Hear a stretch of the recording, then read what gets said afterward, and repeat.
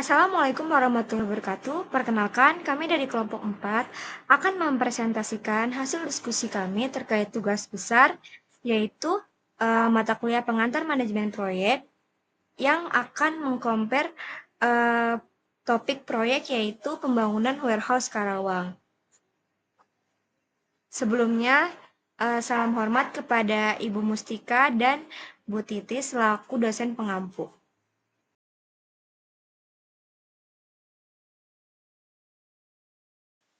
Nah, selanjutnya ini saya akan menjelaskan terkait pendahuluan dari penulisan tugas besar yang telah kami buat. Nah, untuk latar belakangnya sendiri, untuk manajemen proyek konstruksi itu dia bersifat dinamis dan juga kompleks, di mana keberhasilan dari sebuah proyek itu tergantung pada penerapan prinsip manajemen yang terstruktur dengan acuan dari PMBOK. Oleh karena itu, kami ingin membandingkan dengan penerapan sistem manajemen yang ada di proyek kami dengan acuan standar PMBOK. Nah, untuk rumusan masalahnya ada 3. Yang pertama, bagaimana kita menerapkan proyek menerapkan ideal 12 knowledge area PMBOK pada proyek konstruksi. Yang kedua, bagaimana kondisi aktual dari penerapan ke-12 knowledge area tersebut pada proyek konstruksi di warehouse Karawang ini. Terus yang ketiga, bagaimana analisis dan evaluasi gap dari implementasi ke-12 standar PMBOK sendiri pada proyek konstruksi warehouse di Karawang. Tujuannya sendiri berdasarkan dari rumusan masalah, kita tinggal dibuat bahwa kita mengidentifikasi penerapan ideal dari 12 knowledge area PMBOK, terus mengidentifikasi kondisi aktual serta gap dari penerapan acuan PMBOK tersebut. Terus yang ketiga, menganalisis dan mengevaluasi gap implementasi dari 12 knowledge area PMBOK pada proyek konstruksi proyek kami. Untuk metodologi pelaksanaannya sendiri, yang pertama ada menyusun rencana manajemen proyek yang lengkap dan terstruktur, terus menganalisis penerapan dari ke-12 knowledge area-nya, kemudian mengidentifikasi tantangan yang dihadapi. Nah, selanjutnya adalah gambaran umum dari proyek. Di sini kita bisa lihat bahwa nama proyeknya sendiri yaitu Warehouse 4 KIIC, di mana lokasinya berikut, luas tanah beserta informasi lainnya. Nah, tujuan dari pembangunan warehouse ini itu ada 3. Yang pertama, dia menyediakan fasilitas penyimpanan yang modern dan sesuai dengan standar industri. Yang kedua, mengoptimalisasi alur distribusi barang bagi perusahaan di kawasan area industri. Kemudian, yang ketiga sendiri dia meningkatkan efisiensi operasional dan keamanan penyimpanan dari barang. Nah, selanjutnya itu ada ruang lingkup yang terdiri dari 5 pekerjaan, terus ada penjadwalan yang direncanakan berdurasi sekitar 12 bulan atau 1 tahun dalam proses pembangunannya. Nah, sebelum kita lanjut menjelaskan terkait proyek charter, di sini kita mau memberitahu dulu terkait alur dari dokumen sebuah proyek menurut PMBOK. Yang pertama itu ada yang namanya tahapan awal siklus dari proyek adalah yaitu dokumen business case. Di sini, menurut PMBOK sendiri, dokumen itu menjelaskan alasan strategis, manfaat, dan nilai bisnis dari suatu proyek bagi suatu organisasi. Nah, untuk fungsinya, yang pertama itu adalah dasar keputusan awal apakah proyek akan disetujui atau tidak. Terus juga yang kedua menjadi input utama dalam proses penyusunan proyek charter. Nah, setelah dari tahap business case, di sini nanti akan lanjut ke tahap feasibility plan, di mana tahap ini tuh adalah tahap untuk mengecek kelayakan dari suatu proyek. Nah, nanti dari feasibility study atau plan sendiri, nantinya boleh lanjut ke project charter yang isi dari project charter itu juga merupakan hasil dari tahapan feasibility plan yang telah dilakukan sebelumnya. Nah, selanjutnya adalah project charter. Di sini kita bisa lihat yang ada dia tabel input, output, dan tools dari proses pembuatan project charter. Nah, project charter sendiri itu merupakan proses pengembangan dokumen formal yang mengotorisasi keberadaan dari suatu proyek yang akan memberikan wewenang kepada project manager dalam menggunakan input baik dokumen bisnis dan maupun persetujuan sponsor lainnya. Nah, untuk Tujuan dari project charter ini terdapat 3. Yang pertama, dia memberikan otorisasi formal dimulai sebuah proyek. Yang kedua, menjadikan kontrak internal antara sponsor dan project manager. Serta yang ketiga, menjadi landasan dari penyusunan project management plan yang nantinya akan dibuat setelah project charter.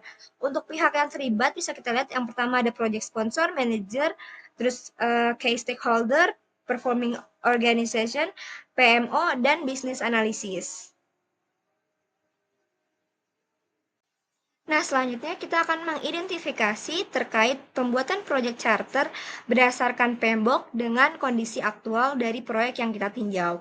Untuk inputnya sendiri terdapat 4 untuk pembuatan proyek charter. Yang pertama ada bisnis dokumen, ada 2 yaitu business case dan juga benefit management plan. Berdasarkan ideal PMBOK dapat dilihat, nah di sini data aktual dari proyek sendiri tidak ditemukan karena adanya keterbatasan akses dokumen dari business case dan juga benefit management plan secara formal.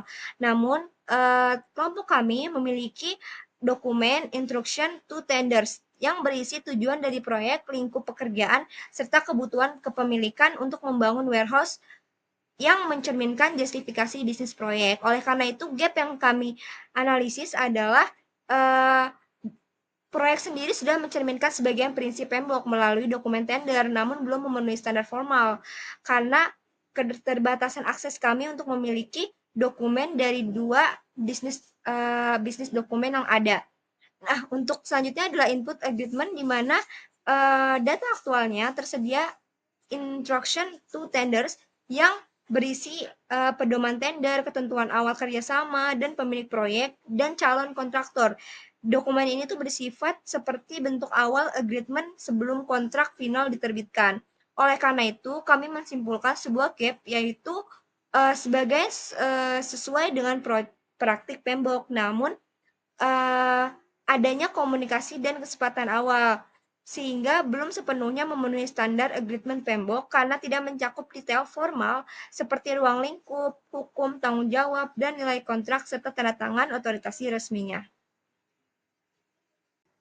Nah, selanjutnya yang kedua lagi adalah enterprise environmental factor di mana data aktualnya sendiri dari proyek kami, dia memiliki dokumen PMIS yang kemungkinan digunakan oleh tim perencana. Hal ini terbukti dengan adanya kurva S dengan menggunakan Micros Project. Nah, di sini juga terdapat dokumen RFA yang secara tidak langsung mencerminkan sistem otorisasi kerja secara formal.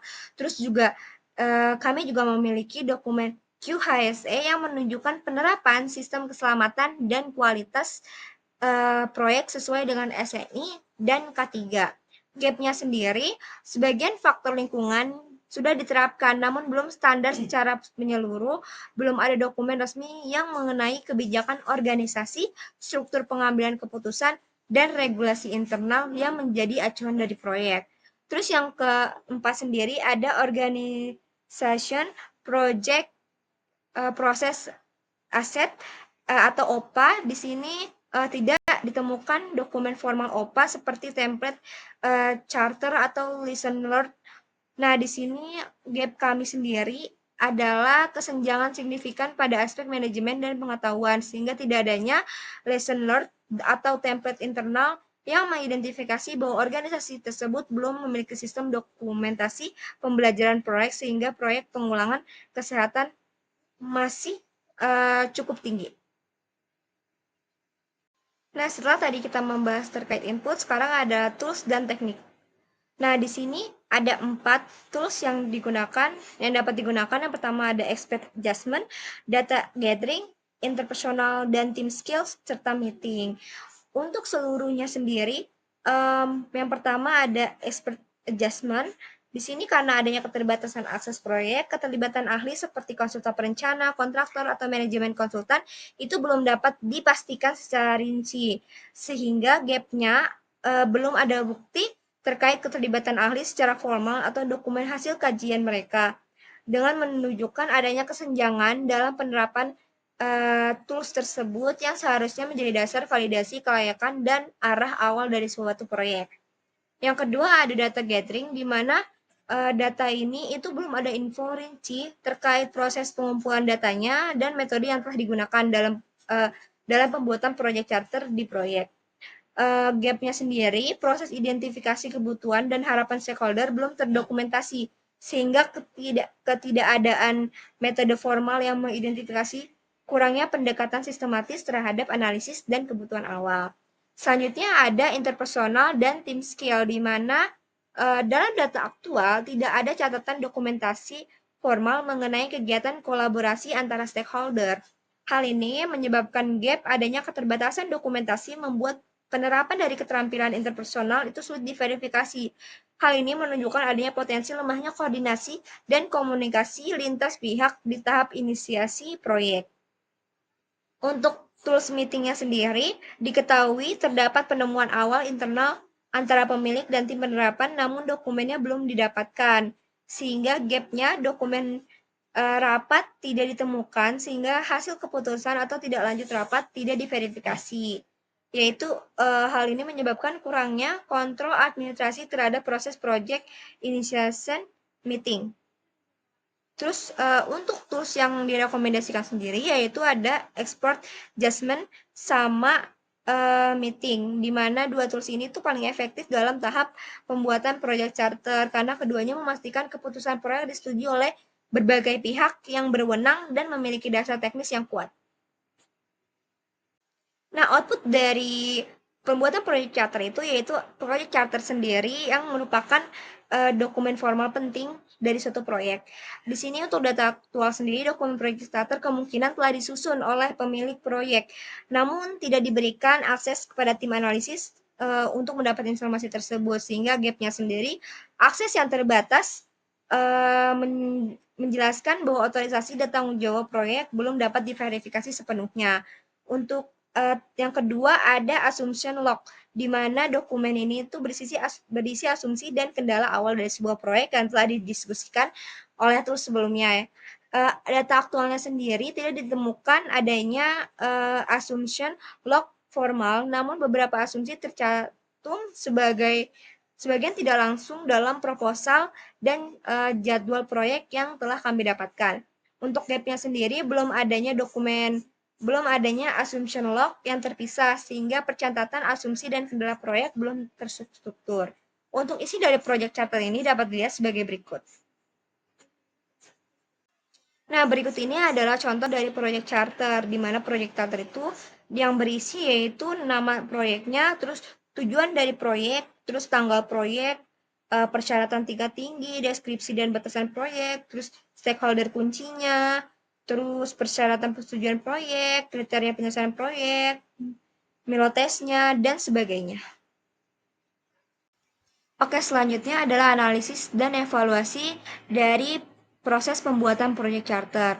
Di sini ada aspek di mana yang pertama ada aspek business case atau dan feasibility study, di mana kondisi aktualnya sendiri adanya indikasi dilakukan tetapi tidak terdokumentasi secara formal.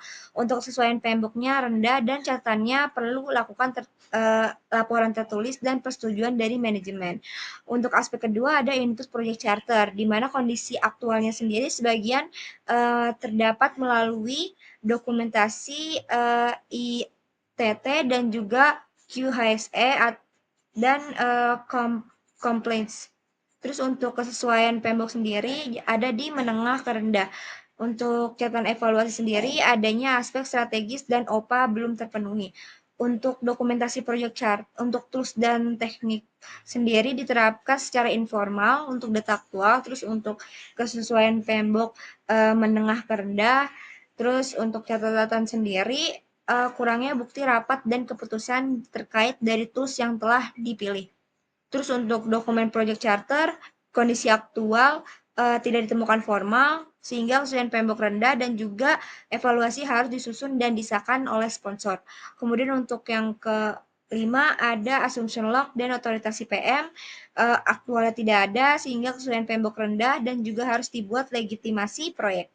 Terus yang terakhir ada pelibatan stakeholder awal, di mana kondisi aktual sendiri adanya indikasi melalui proses tender, terus kesesuaian PMBOK menengah, dan catatan evaluasi perlu forum formal dan catatan keterlibatan. Oleh karena itu, proyek warehouse ini telah melaksanakan sebagian besar prinsip dari develop project charter secara implisit, namun belum mencapai kesesuaian formal dengan PMBOK 6 edition.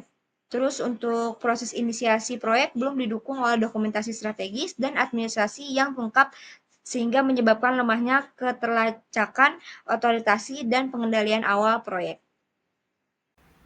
Oke, untuk selanjutnya adalah project management plan, di mana untuk pengertiannya sendiri adalah proses mendefinisikan, menyiapkan, dan mengordinasikan semua komponen rencana, serta mengkonsolidasikannya menjadi rencana manajemen proyek yang terintegrasi.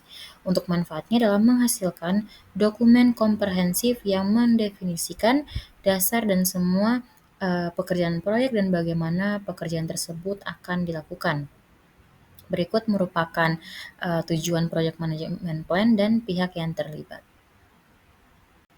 Untuk inputnya sendiri, di sini saya akan membacakan aktualnya pada proyek yang kami pilih. Untuk pertama, Project Charter, keterbatasan akses dokumen Project Charter sehingga menghasilkan gap, menyebabkan sulit untuk mengidentifikasi dan memahami tujuan ruang lingkup proyek secara jelas. Untuk output from other process, untuk aktualnya ada dan lengkap pada dokumen General Method Statement, lampiran mix design, dan cardinal rules and safety fundamentals. Untuk gapnya, tidak ada kesenjangan di mana dokumen pendukung sudah tersedia, tetapi belum terintegrasi sepenuhnya, sehingga informasi yang terproses belum konsisten. Untuk enterprise environmental factor, untuk aktualnya sudah terdapat dokumen tersebut berupa daftar material, spesifikasi teknis, dan kebijakan perusahaan. Sehingga sebagian EEF sudah terdokumentasi, namun belum semuanya dijadikan acuan formal dalam penyusunan Project Integration Management saat membuat Project Management Plan. Untuk tools and techniques, di mana expert judgment pada kondisi aktual sudah ada, dan pihak yang terlibat adalah PT Jagat Konstruksi Adi Persada. Sehingga tidak ada kesenjangan dan sudah dipenuhi proyek, namun belum ada dokumentasi resmi yang menunjukkan pertimbangan profesional tersebut yang dapat mengurangi transparansi dan validitas keputusan dalam penyusunan rencana proyek. Untuk data gathering, belum terdapat juga informasi rinci terkait proses pengumpulan data dan metode yang digunakan.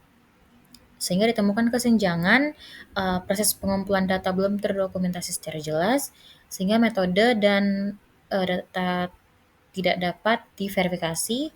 Akibatnya keakuratan dan kelengkapan informasi untuk perencanaan proyek sulit dipastikan.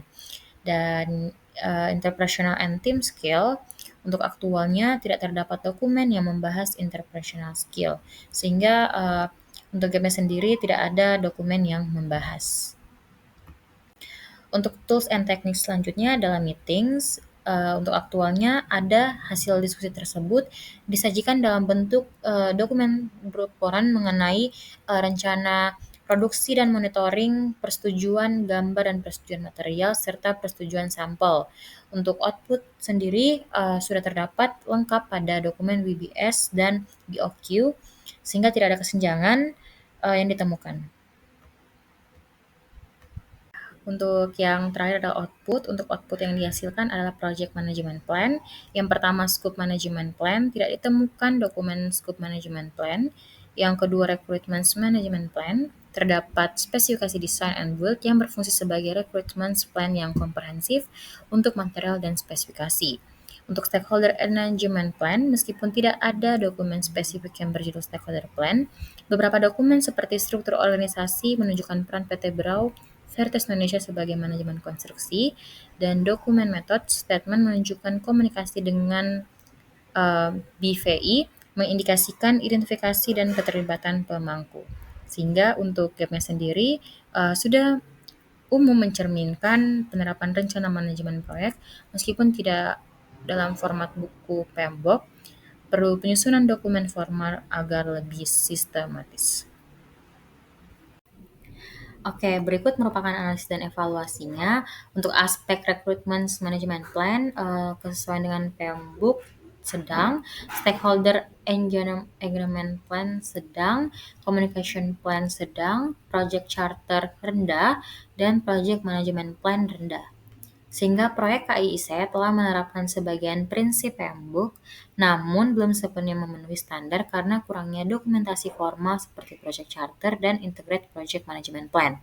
Untuk meningkatkan efektivitas manajemen lingkup selanjutnya diantaranya menyusun dokumen formal proyek, meningkatkan pengendalian perubahan lingkup, dan memperkuat keterlibatan dan dokumentasi stakeholder.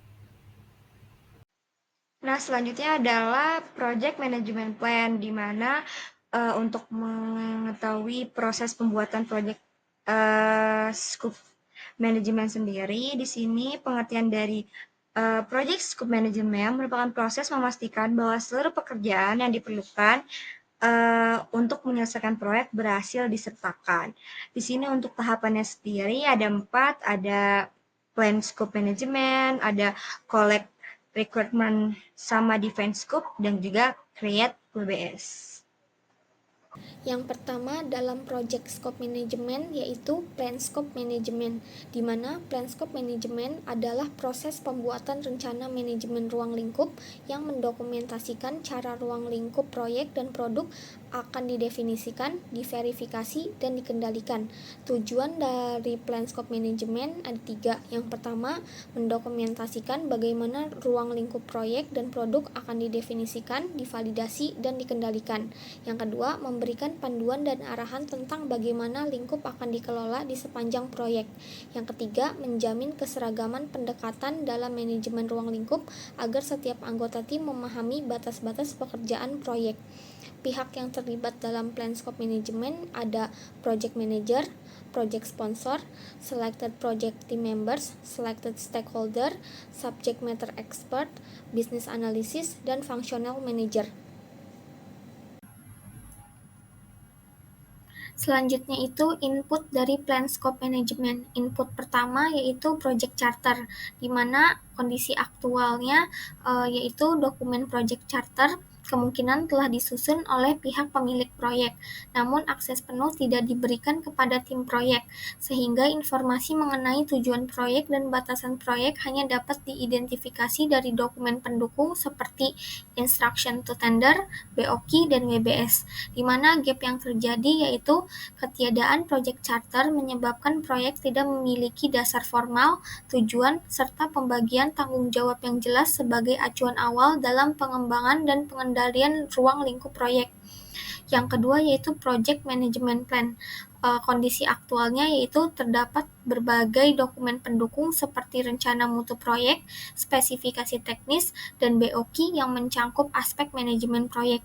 Gap yang terjadi yaitu belum terdapat satu dokumen terpadu sebagai project management plan, serta beberapa rencana pendukung seperti risk log dan communication plan belum terdokumentasi secara eksplisit.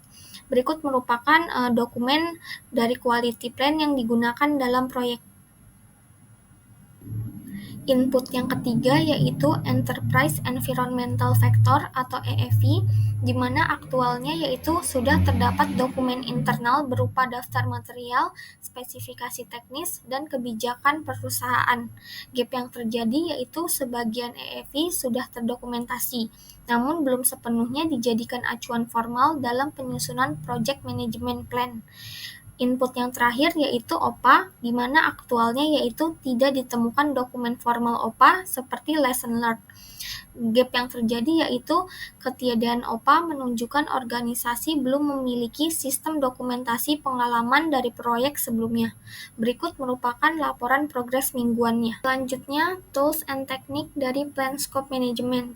Yang pertama ada expert judgment, di mana aktualnya yaitu karena keterbatasan data, belum terdapat bukti keterlibatan ahli atau pihak berpengalaman dalam memberikan penilaian terkait ruang lingkup proyek, di mana gapnya yaitu belum ada bukti keterlibatan atau dokumentasi hasil penilaian dari ahli yang seharusnya digunakan untuk memvalidasi dan memperkuat keakuratan ruang lingkup proyek.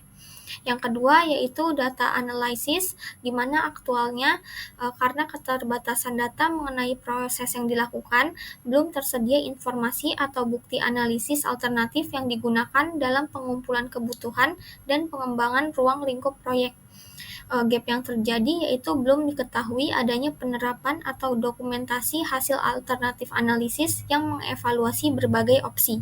Yang terakhir yaitu ada meetings, aktualnya yaitu karena keterbatasan data mengenai proses yang dilakukan, belum tersedia informasi atau bukti adanya pertemuan formal tim proyek yang membahas penyusunan scope management plan beserta peserta yang terlibat. Gap yang terjadi yaitu menunjukkan kesenjangan terhadap praktek ideal yang mensyaratkan adanya koordinasi dan pembahasan terstruktur dalam proses perancangan ruang lingkup proyek.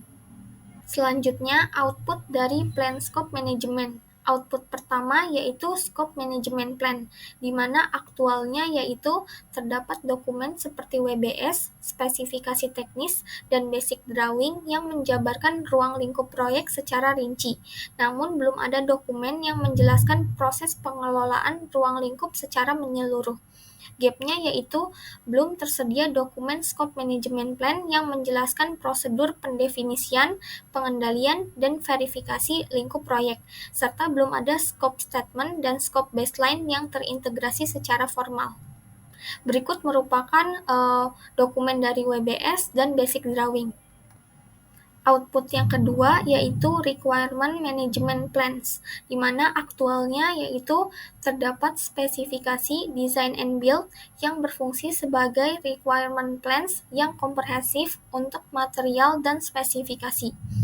Gap-nya yaitu meskipun spesifikasi design and build telah mencangkup kebutuhan teknis proyek, belum terdapat dokumen yang secara formal menjelaskan proses analisis, pelacakan, perubahan, dan prioritas kebutuhan sebagaimana diatur dalam requirement management plans.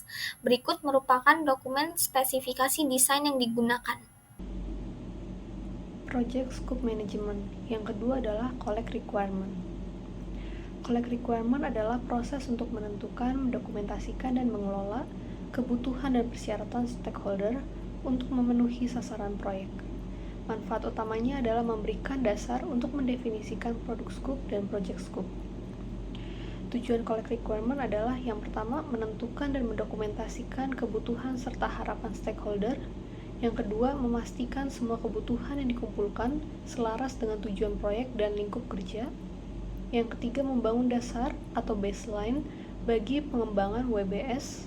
Yang keempat, mengidentifikasikan kriteria keberhasilan proyek. Yang kelima, meningkatkan keterlibatan stakeholder.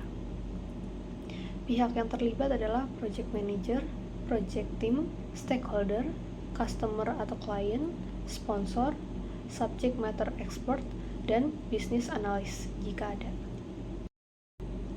Kemudian berikut merupakan inputnya. Yang pertama itu ada project charter. Idealnya, project charter memberikan high-level requirements dan business objectives sebagai titik awal untuk mengembangkan kebutuhan yang lebih detail. Aktualnya, pada proyek, dokumen project charter itu kemungkinan telah disusun oleh pihak pemilik proyek, namun akses penuh tidak diberikan kepada tim proyek. Informasi mengenai kebutuhan pengguna akhir dan stakeholder utama hanya dapat diidentifikasi dari dokumen pendukung seperti Instruction to Tenders dan WBS. Sehingga gapnya adalah akses terhadap project charter itu terbatas, sehingga kejelasan otoritas dan tanggung jawab proyek belum dapat diverifikasi sepenuhnya. Kemudian input selanjutnya adalah project management plan. Idealnya terdapat scope management plan, requirement management plan, dan stakeholder management plan. Aktualnya pada proyek tidak ditemukan dokumen khusus berjudul Scope Management Plan, Requirement Management Plan, dan Stakeholder Management Plan. Tetapi terdapat beberapa informasi terkait kebutuhan proyek, spesifikasi teknis, dan keterlibatan pemangku kepentingan yang dapat dilihat secara terpisah dalam dokumen seperti spesifikasi design and build, struktur organisasi, dan method statement. Sehingga gapnya secara umum sudah mencerminkan penerapan rencana manajemen proyek, meskipun tidak dalam format PMBOK. Perlu penyusunan dokumen formal agar lebih sistematis. Input selanjutnya adalah project document. Idealnya terdapat assumption log, lesson learned register, dan stakeholder register. Aktualnya pada proyek tidak ditemukan dokumen-dokumen tersebut, namun informasi terkait asumsi teknis dan proses pembelajaran dari pengumpulan kebutuhan stakeholder dapat dilihat secara implisit dalam method statement, ITP, serta ulasan dan tanggapan dari PT BVI. Gapnya dokumentasi tidak lengkap, perlu penguatan terhadap pencatatan asumsi, risiko, dan kebutuhan. Kemudian input selanjutnya adalah bisnis dokumen. Idealnya adalah business case yang memberikan konteks kebutuhan bisnis dan hasil yang diinginkan, sehingga menjadi acuan dalam mengidentifikasi dan memprioritaskan persyaratan yang paling relevan dengan manfaat bisnis yang ingin dicapai proyek. Aktualnya pada proyek, tidak ditemukan dan keterbatasan akses dokumen bisnis case formal, namun terdapat instruction to tenders yang berisi tujuan proyek, ruang lingkup pekerjaan, serta kebutuhan pemilik untuk membangun warehouse tersebut yang mencerminkan justifikasi bisnis proyek. Gapnya, tidak adanya dokumen bisnis case formal menyebabkan analisis kebutuhan bisnis tidak terdokumentasi secara terstruktur, meskipun sebagian informasi tersebut telah tercermin dalam dokumen proyek dan spesifikasi umum. Input selanjutnya adalah agreement. Idealnya, agreement berisi persyaratan kontraktual dan ekspektasi pemangku kepentingan yang harus diidentifikasi dan dikonversi menjadi kebutuhan proyek yang terdokumentasi secara formal.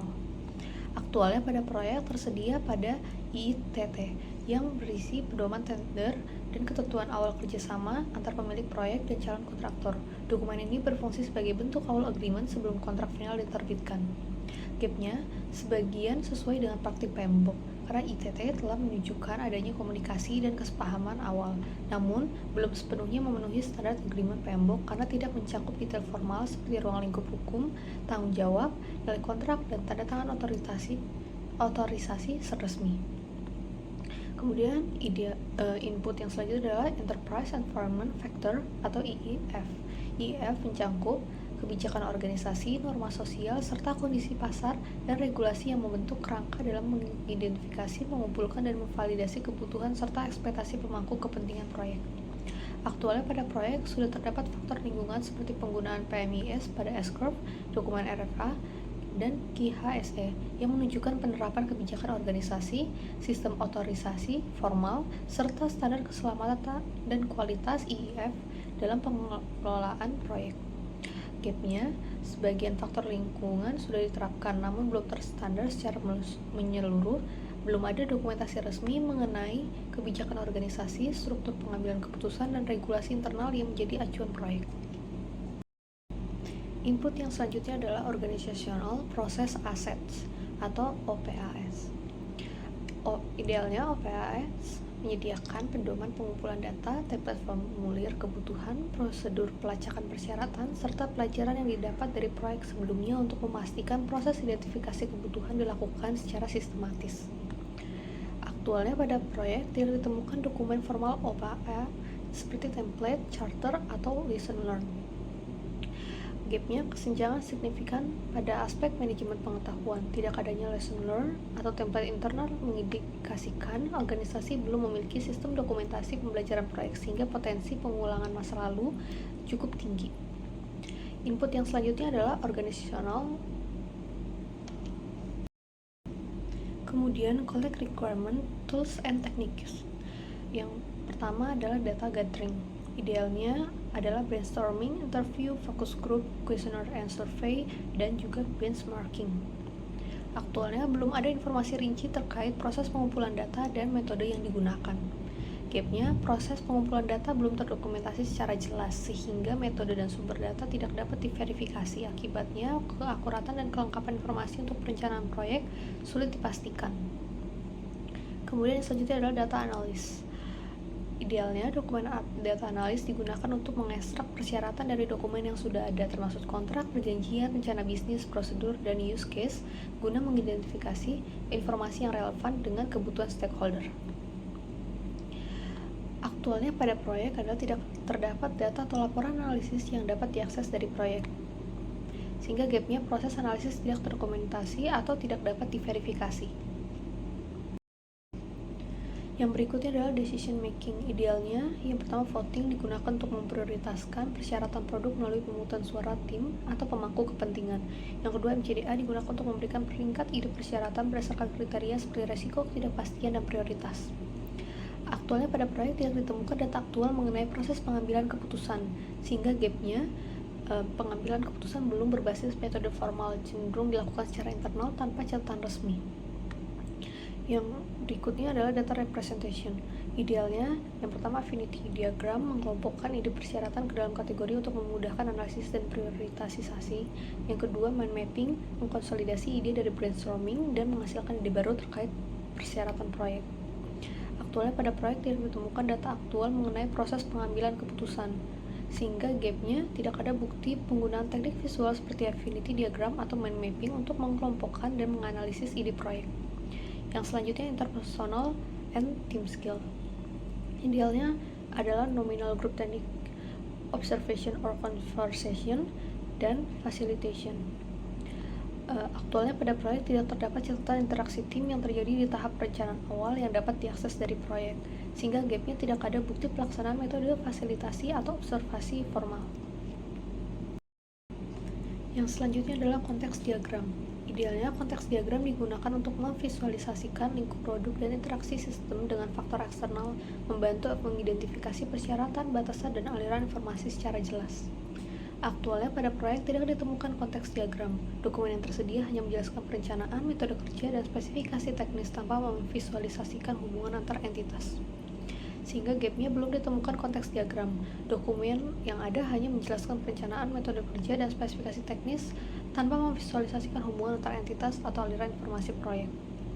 Kemudian yang selanjutnya prototypes. Prototypes digunakan untuk memvisualisasikan deliverables proyek secara awal, sehingga pemangku kepentingan dapat memahami dan menyetujui ruang lingkup produk secara lebih konkret. Aktualnya pada proyek tidak terdapat bukti atau catatan bahwa gambar dasar dan denah proyek disajikan sebagai prototipe atau representasi awal deliverable untuk memperoleh persetujuan ruang lingkup produk dari pemangku kepentingan. Sehingga gapnya tidak ada bukti bahwa prototipe digunakan atau disusun sebagai representasi awal deliverables untuk persetujuan ruang lingkup produk dari pemangku kepentingan. Kemudian yang selanjutnya adalah collect requirement output. Yang pertama, requirement documentation.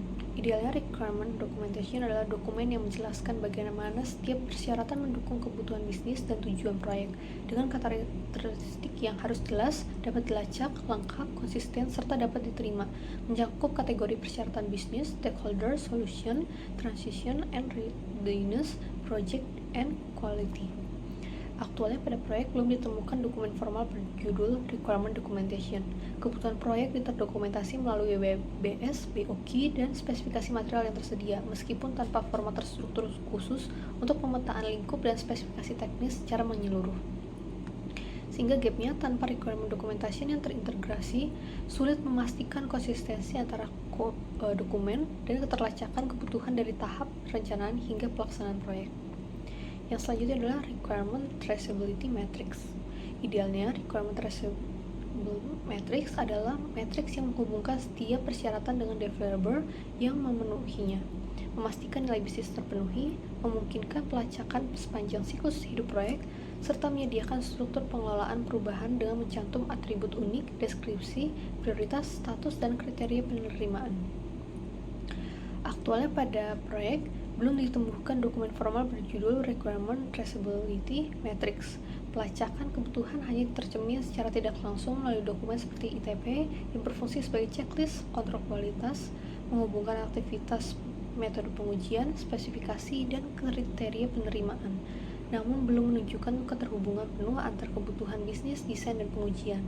Sehingga gapnya tanpa traceability matrix yang terstruktur, keterlacakan antar kebutuhan awal, desain, dan hasil pengujian menjadi lemah, sehingga berpotensi menimbulkan inkonsistensi dan kesulitan dalam verifikasi pemenuhan persyaratan proyek.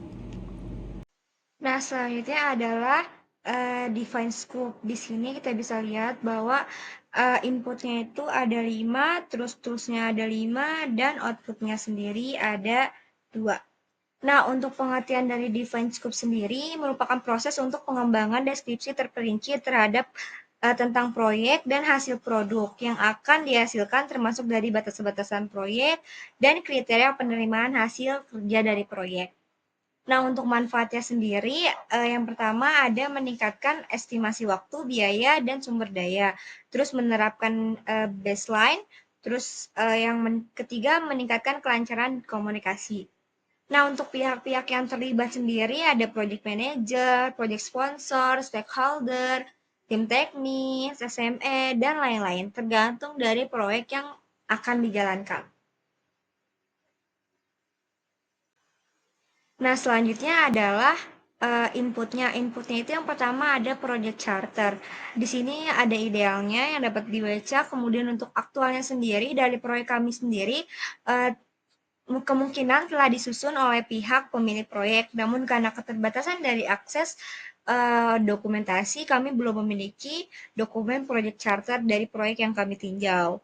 Nah, untuk identifikasi sendiri, kami memiliki instruction to tenders atau proposal awal yang bisa menjadi gambaran dari project charter yang ada. Kemudian untuk gap-nya, karena akses terbatas sehingga kejelasan otorisasi dan tanggung jawab proyek masih belum diverifikasi sepenuhnya.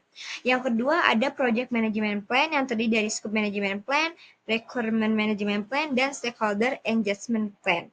Di sini untuk scope management plan-nya itu tidak ditemukan dokumen berupa scope management plan dari hasil yang kami punya. Kemudian untuk requirement management plan sendiri terdapat spesifikasi desain dan building yang berfungsi sebagai requirement plan untuk komprehensif terkait material dan juga spesifikasinya. Kemudian untuk stakeholder engagement sendiri, kita belum memiliki spesifikasi dokumen yang berjudul tersebut, namun ada beberapa struktur organisasi dan pihak-pihak dari owner materialnya yang telah digunakan oleh proyek. Untuk gap-nya sendiri secara umum sudah dicerminkan penerapan rencana manajemen proyek, meskipun tidak dalam format PMBOK, namun oleh karena itu kita perlu penyusunan dokumen formal agar lebih sistematis. Nah, yang ketiga adalah project dokumen. Di sini kita bisa lihat bahwa data aktualnya sendiri untuk project dokumen sendiri, proyek kami tidak memiliki assumption log, terus tidak memiliki lesson learning register, namun ada berbagai laporan ulasan terkait tanggapan dari BFI terhadap metode statement. Hal ini tuh menunjukkan bahwa proyek kami itu memiliki proses pembelajaran dan perbaikan yang termasuk dalam susunan dari project dokumen. Nah, untuk gap-nya sendiri dokumennya itu belum lengkap, cuman ada beberapa hal yang menjadi poin bahwa sebenarnya kalau project dokumen dari proyek kami itu masih ada, namun ada beberapa dokumen yang tidak tercantumkan. Kemudian untuk yang keempat ada enterprise environmental factor yang data aktualnya sendiri PMIS kemungkinan itu sudah dirancang oleh tim perancang, namun terbukti dengan adanya kurva S dan juga terdapat dokumen RFA yang tidak langsung mencerminkan adanya sistem otorisasi kerja formal pada proyek. Terus juga terdapat dokumen QHSE yang menunjukkan adanya penerapan struktur keselamatan dan kualitas menurut SNI dan K3.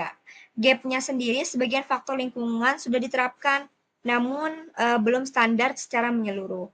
Kemudian untuk yang kelima ada organizational proses aset, yaitu aset internal organisasi.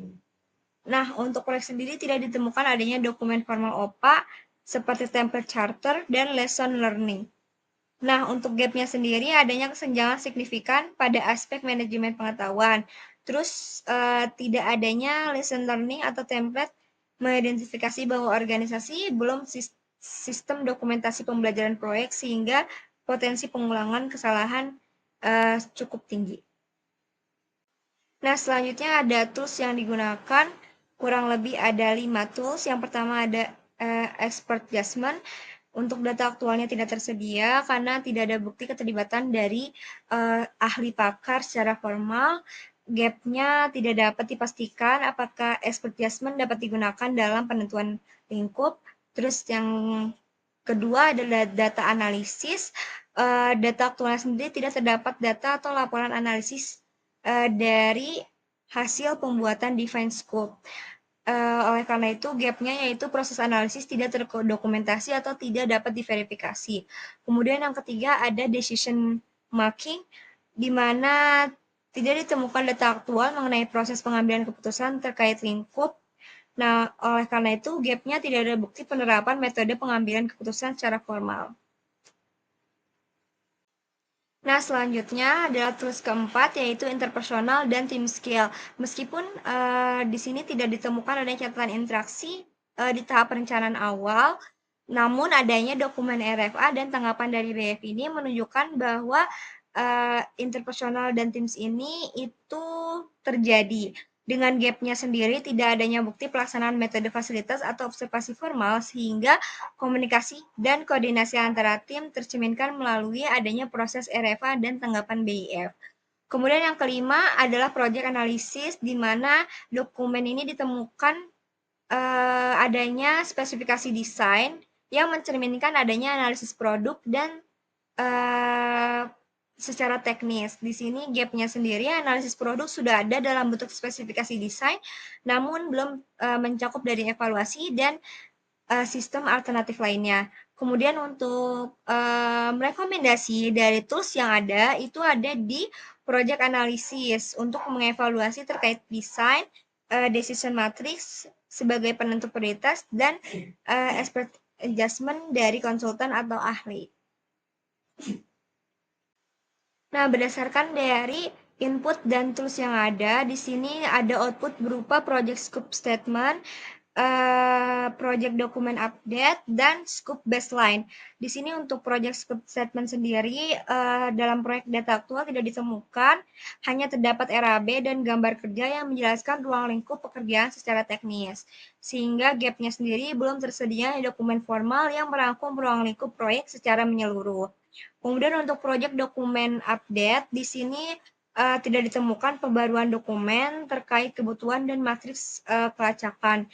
Gap-nya sendiri tidak ada catatan pembaruan dokumen proyek sehingga keterlacakan kebutuhan terhadap ruang lingkup belum terdokumentasi.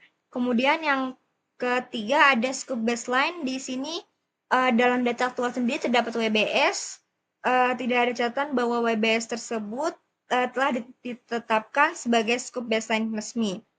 Gap-nya sendiri belum adanya penerapan formal scope baseline untuk digunakan sebagai acuan kontrol perubahan ruang lingkup.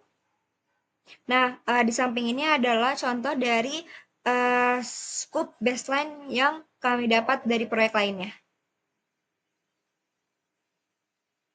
Tahap selanjutnya dari Project Scope Management adalah Create WBS. Create WBS sendiri adalah proses membagikan project deliverables dan pekerjaan menjadi komponen-komponen yang lebih kecil dan lebih mudah untuk dikontrol. Beberapa manfaat dari WBS sendiri adalah menguraikan project scope menjadi bagian-bagian yang mudah dikelola, menyediakan struktur yang jelas untuk perencanaan, penjadwalan, dan pengendalian proyek, menetapkan dasar bagi estimasi biaya, waktu, dan sumber daya supaya lebih akurat, kemudian menjelaskan tanggung jawab dan batasan kerja setiap tim atau pihak yang terkait, dan memastikan seluruh deliverables proyek teridentifikasi dan tidak ada pekerjaan yang terlewat. Dan beberapa pihak-pihak yang terlibat adalah seperti project manager, project team, stakeholders, sponsor proyek, dan juga experts. Dokumen-dokumen sebagai input dari Create WBS yang pertama adalah Project Charter. Seperti yang sudah dibahas sebelumnya, ketiadaan Project Charter menyebabkan proyek tidak memiliki dasar formal, tujuan dan pembagian tanggung jawab yang jelas.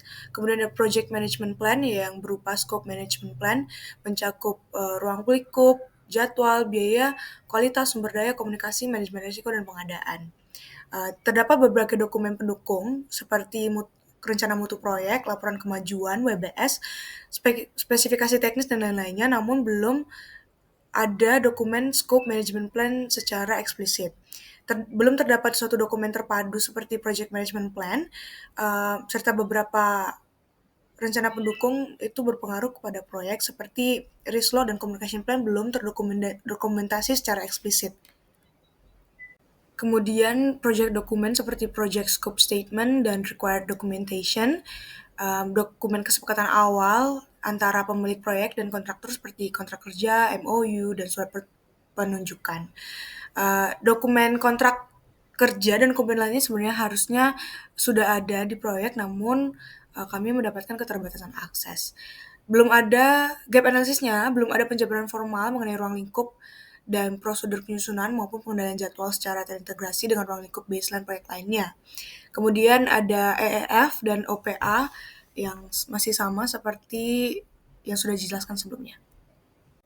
Selanjutnya ada tools dan teknik dari Create WBS. Yang pertama yaitu expert judgment, yaitu melibatkan tenaga ahli dan profesional atau pengalaman dari pakar di bidang penyusunan WBS. Seperti yang sudah dijelaskan sebelumnya, karena keterbatasan data belum dapat kami lihat bukti atau dokumentasi dari keterlibatan ahli atau pihak yang berpengalaman dalam penyusunan WBS tersebut. Kemudian decomposition juga adalah proses memecahkan tujuan proyek menjadi bagian yang lebih kecil dan spesifik dan mudah dikelola. Karena keterbatasan data dan mengenai proses yang dilakukan, juga belum tersedia informasi atau bukti proses pemecahan tujuan proyek yang dilakukan. Namun memang sudah dibuat WBS, namun tidak ada dokumentasi yang menyatakan kalau menggunakan proses decomposition. Dan yang terakhir adalah output dari Create WBS, yaitu yang pertama ada scope baseline yang berupa project scope statement, work breakdown structure, work package, planning package. Aktualnya terdapat dokumen-dokumen pendukung yang menjelaskan tujuan dan lingkup proyek, tapi tidak dapat dipastikan adanya project scope statement karena keterbatasannya akses. Terdapat juga WBS pada proyek, namun dengan keterbatasan akses, tidak dapat ditentukan secara pasti kelengkapan WBS terkait planning package. Nah, gap analysis itu sendiri tidak ditemukan kesenjangan atau kesenjangan tidak dapat teridentifikasi karena sebagian besar sudah dilakukan oleh proyek.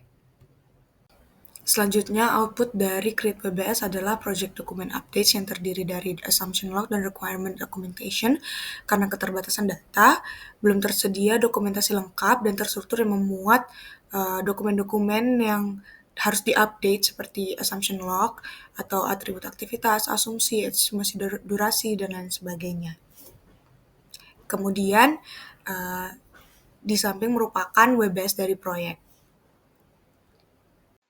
Nah, untuk analisis dan evaluasi dari project scope management yang tadi dijelaskan oleh teman-teman saya, terdapat yang pertama ada aspek dokumentasi formal berupa scope plan, requirement, dan scope statement serta WBS. Untuk penerapan data aktualnya sendiri sebagian besar belum tersedia sehingga kesesuaian PMBOK rendah sehingga perlunya evaluasi seperti sistem dokumentasi dan perbaruan terintegrasi. Kemudian untuk aspek kedua yaitu metodologi dan teknik analisis. Data aktualnya sendiri dilakukan informal berbasis pengalaman.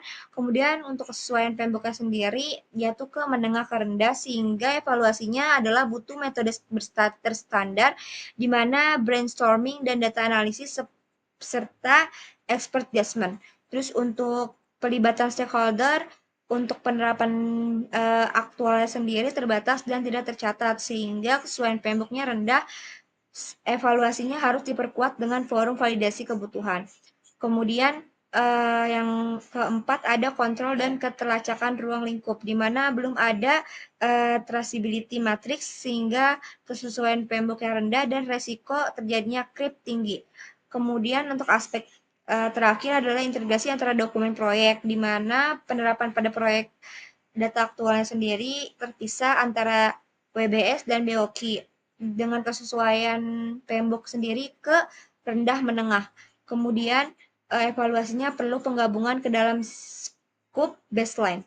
Nah, untuk proyek sendiri itu telah menerapkan sebagian prinsip project scope management secara implisit namun belum memenuhi struktur dan dokumen formal dari PMBOK sendiri. Berikut adalah upaya untuk meningkatkan efektivitas manajemen ruang, lingkup, dan proyek selanjutnya.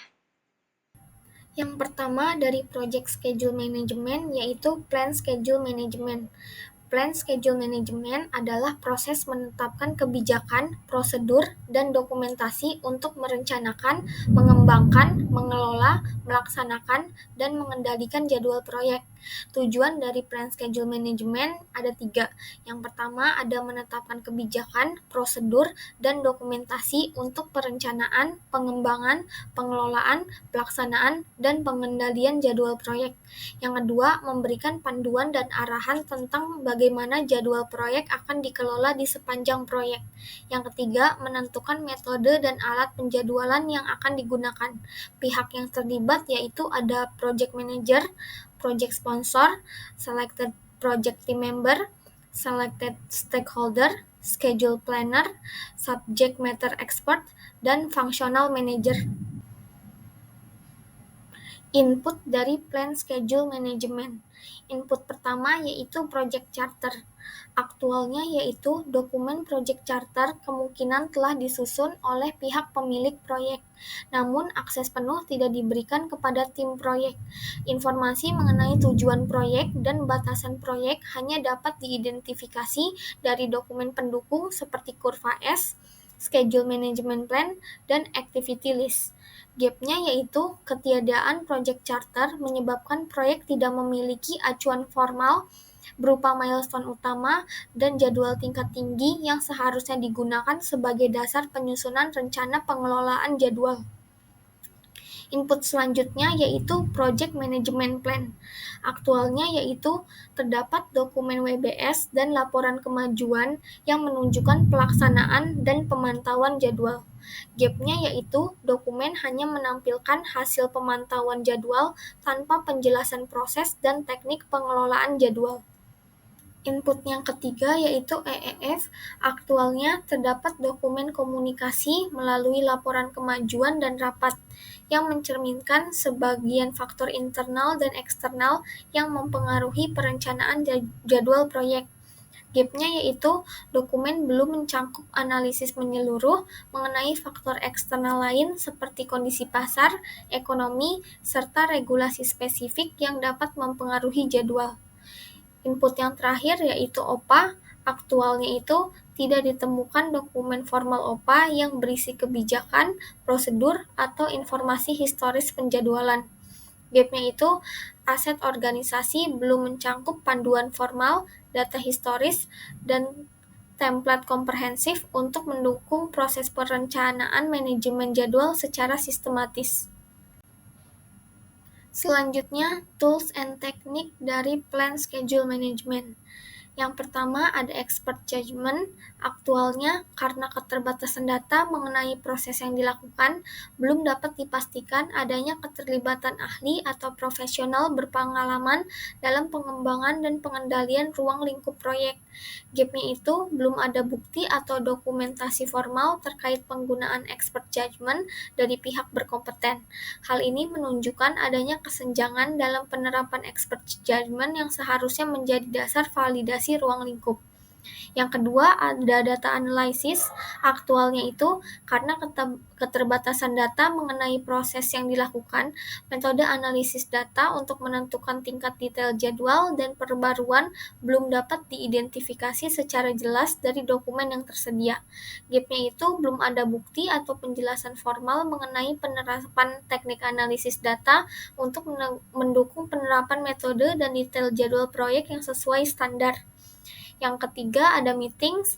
Aktualnya itu karena keterbatasan data mengenai proses yang dilakukan, belum tersedia informasi atau bukti pelaksanaan rapat perencanaan jadwal. Gap-nya itu belum ada bukti adanya rapat atau notulen yang mendokumentasikan hasil pembahasan, menunjukkan adanya kesenjangan dalam menerapkan meeting sebagai salah satu sarana koordinasi dalam pengambilan keputusan. Output dari plan schedule management berupa schedule management plan. Aktualnya itu hanya terdapat dokumen WBS dan kurva S yang berfungsi sebagai dasar pengembangan, pemantauan, dan pengendalian jadwal proyek. Belum terdapat dokumen formal yang secara eksplisit menjelaskan tentang proses, prosedur, peran, serta tanggung jawab dalam pengelolaan jadwal proyek. Gap-nya itu belum tersedia schedule management plan yang terdokumentasi secara formal dan terstruktur yang menjelaskan metode pengembangan, pemantauan, serta pengendalian jadwal proyek. Selanjutnya define activities. Untuk pengertian adalah defined activities merupakan proses mengidentifikasi dan mendokumentasikan tindakan spesifik yang akan dilakukan untuk menghasilkan hasil proyek. Untuk manfaatnya adalah menguraikan paket kerja menjadi aktivitas terjadwal yang menyediakan dasar untuk memperkirakan, menjadwalkan, melaksanakan, memantau, dan mengandalkan pekerjaan proyek. Untuk tujuan dan pihak yang terlibat dapat kita lihat. Oke, untuk input berdasarkan ideal dan aktual pada Project Management Plan, aktual pada proyek ini adalah ada dan lengkap, terdapat pada lampiran General Method Statement proyek KIIC. Untuk Enterprise Environmental Factor, sudah terdapat dokumen internal berupa daftar material, spesifikasi teknis, dan kebijakan perusahaan. Untuk gap analisisnya sendiri, sebagian EEF sudah terdokumentasikan, namun belum semuanya dijadikan acuan formal dalam penyusunan project schedule management. Untuk organisasional proses aset atau OPA, di mana tidak ditemukan dokumen formal OPA pada data proyek, sehingga ketiadaan OPA ini menunjukkan organisasi belum memiliki sistem dokumentasi pada proyek sebelumnya. Untuk tools and techniques, di mana expert judgment, tidak terdapat dokumen expert judgment sehingga belum diketahui dan tidak dapat memahami tujuan secara jelas. Untuk decomposition-nya ada dan lengkap, terdapat pada dokumen WBS, sehingga tidak ada kesenjangan dan proyek sudah memenuhi. Untuk rolling wave planning, tidak tersedia dokumen yang bersihkan rolling wave planning sehingga belum diketahui dan tidak dapat memahami tujuan secara jelas. Dan untuk meetings ada dan lengkap yang dilampirkan pada dokumen progress yang menghasilkan laporan persetujuan sehingga tidak ditemukan kesenjangan dan proyek sudah memenuhi. Oke, untuk output yang dihasilkan, yang pertama activity list. Untuk aktualnya ada pada dokumen schedule mockup pada proyek KIIC sehingga tidak ditemukan kesenjangan dan proyek sudah memenuhi. Untuk yang kedua, activity attributes ada dan lengkap, terdapat pada lampiran progress proyek sehingga tidak ditemukan juga gap-nya dan proyek sudah memenuhi. Untuk yang ketiga, milestone list, aktualnya tidak terdapat dokumen yang membahas tentang milestone list sehingga tidak terdapat dokumen tersebut menyebabkan proyek tidak memiliki acuan waktu untuk mengevaluasi capaian penting. Dan yang keempat adalah change request, di mana pada aktualnya tidak terdapat dokumen yang membahas change request. Sehingga dari ketiadaan tersebut, setiap perubahan pada rencana awal tidak terdokumentasi secara formal. Project Schedule Management. Yang ketiga adalah Sequence Activities. Sequence Activities adalah proses mengidentifikasi dan mendokumentasikan hubungan antar aktivitas proyek. Tujuan utamanya adalah untuk mendefinisikan urutan logis pekerjaan guna mencapai efisiensi tertinggi dengan mempertimbangkan semua batasan proyek. Proses ini dilakukan secara berkelanjutan sepanjang proyek dan mengubah daftar aktivitas menjadi diagram jaringan jadwal yang merupakan langkah pertama dalam membuat baseline jadwal. Tujuan collect requirement yang pertama menentukan urutan logis antar aktivitas proyek, yang kedua mengidentifikasi hubungan predesesor dan suksesor, yang ketiga membantu analisis jalur kritis dan mengoptimalkan alokasi sumber daya, yang keempat menyediakan dasar untuk pengembangan jadwal yang realistis dan terkontrol. Pihak yang terlibat adalah project manager, yang kedua planner atau schedule, kemudian tim teknis atau engineering, yang berikutnya construction or execution team, yang selanjutnya adalah stakeholder. Kemudian berikut merupakan sequence activities input. Yang pertama adalah project charter. Idealnya, schedule management plan memberikan arahan mengenai metode pengurutan aktivitas, kriteria penentuan dependensi, serta tingkat akurasi yang digunakan dalam menentukan urutan logis pekerjaan. Kemudian, scope baseline menyediakan rincian logis antar komponen pekerjaan berdasarkan WBS sehingga urutan aktivitas dapat disusun secara realistis dan sesuai dengan hubungan dependensi antar elemen lingkup. Aktualnya pada proyek belum ditemukan dokumen formal berjudul Schedule Management Plan dan scope baseline. Informasi terkait pengurutan aktivitas, ketergantungan, dan lingkup proyek tersedia secara parsial melalui WBS, Master Schedule, Method Statement, dan Kurva S, meskipun tanpa format terstruktur khusus untuk pemetaan jadwal dan dependensi secara menyeluruh, sehingga gapnya secara umum sudah mencerminkan penerapan rencana manajemen proyek meskipun tidak dalam format PMBOK. Perlu penyusunan dokumen formal agar lebih sistematis. Kemudian yang selanjutnya adalah Project Management Plan. Idealnya adalah activity attributes, activity list, assumption log, dan milestone list. Aktualnya pada proyek tidak ditemukan dokumen khusus activity list, activity attributes, dan milestone list. Namun activity list yang rinci dapat dilihat di dokumen WBS. Kemudian walaupun tidak ditemukan dokumen assumption log, detail dalam metode statement dan ITP secara implisit mencatat asumsi-asumsi teknis, sehingga gapnya dokumentasi tidak lengkap, perlu penguatan terhadap pencatatan asumsi, risiko, dan kebutuhan. Kemudian yang berikutnya adalah Enterprise Environmental Factor atau EEFs. Idealnya EEFs mencakup kebijakan penjadwalan, praktik industri, serta infrastruktur teknologi yang mempengaruhi bagaimana aktivitas proyek diurutkan dan ketergantungan antara aktivitas ditetapkan. Aktualnya pada proyek sudah terdapat beberapa faktor lingkungan seperti penggunaan PMIS pada S-Curve, dokumen RFA, dan KHSE mencerminkan penerapan kebijakan penjadwalan, praktik industri, dan standar keselamatan atau kualitas dalam pengelolaan urutan dan ketergantungan aktivitas proyek. Gapnya, sebagian faktor lingkungan sudah diterapkan, namun belum terstandar secara menyeluruh. Belum ada dokumentasi resmi mengenai kebijakan organisasi, struktur pengambilan keputusan, dan regulasi internal yang menjadi acuan proyek. Yang berikutnya adalah organisasional, proses, aset, atau OPA. OPA mencakup kebijakan, penjadwalan organisasi, pedoman logika ketergantungan, serta contoh diagram jaringan proyek dari proyek terdahulu yang membantu dalam menurunkan urutan aktivitas.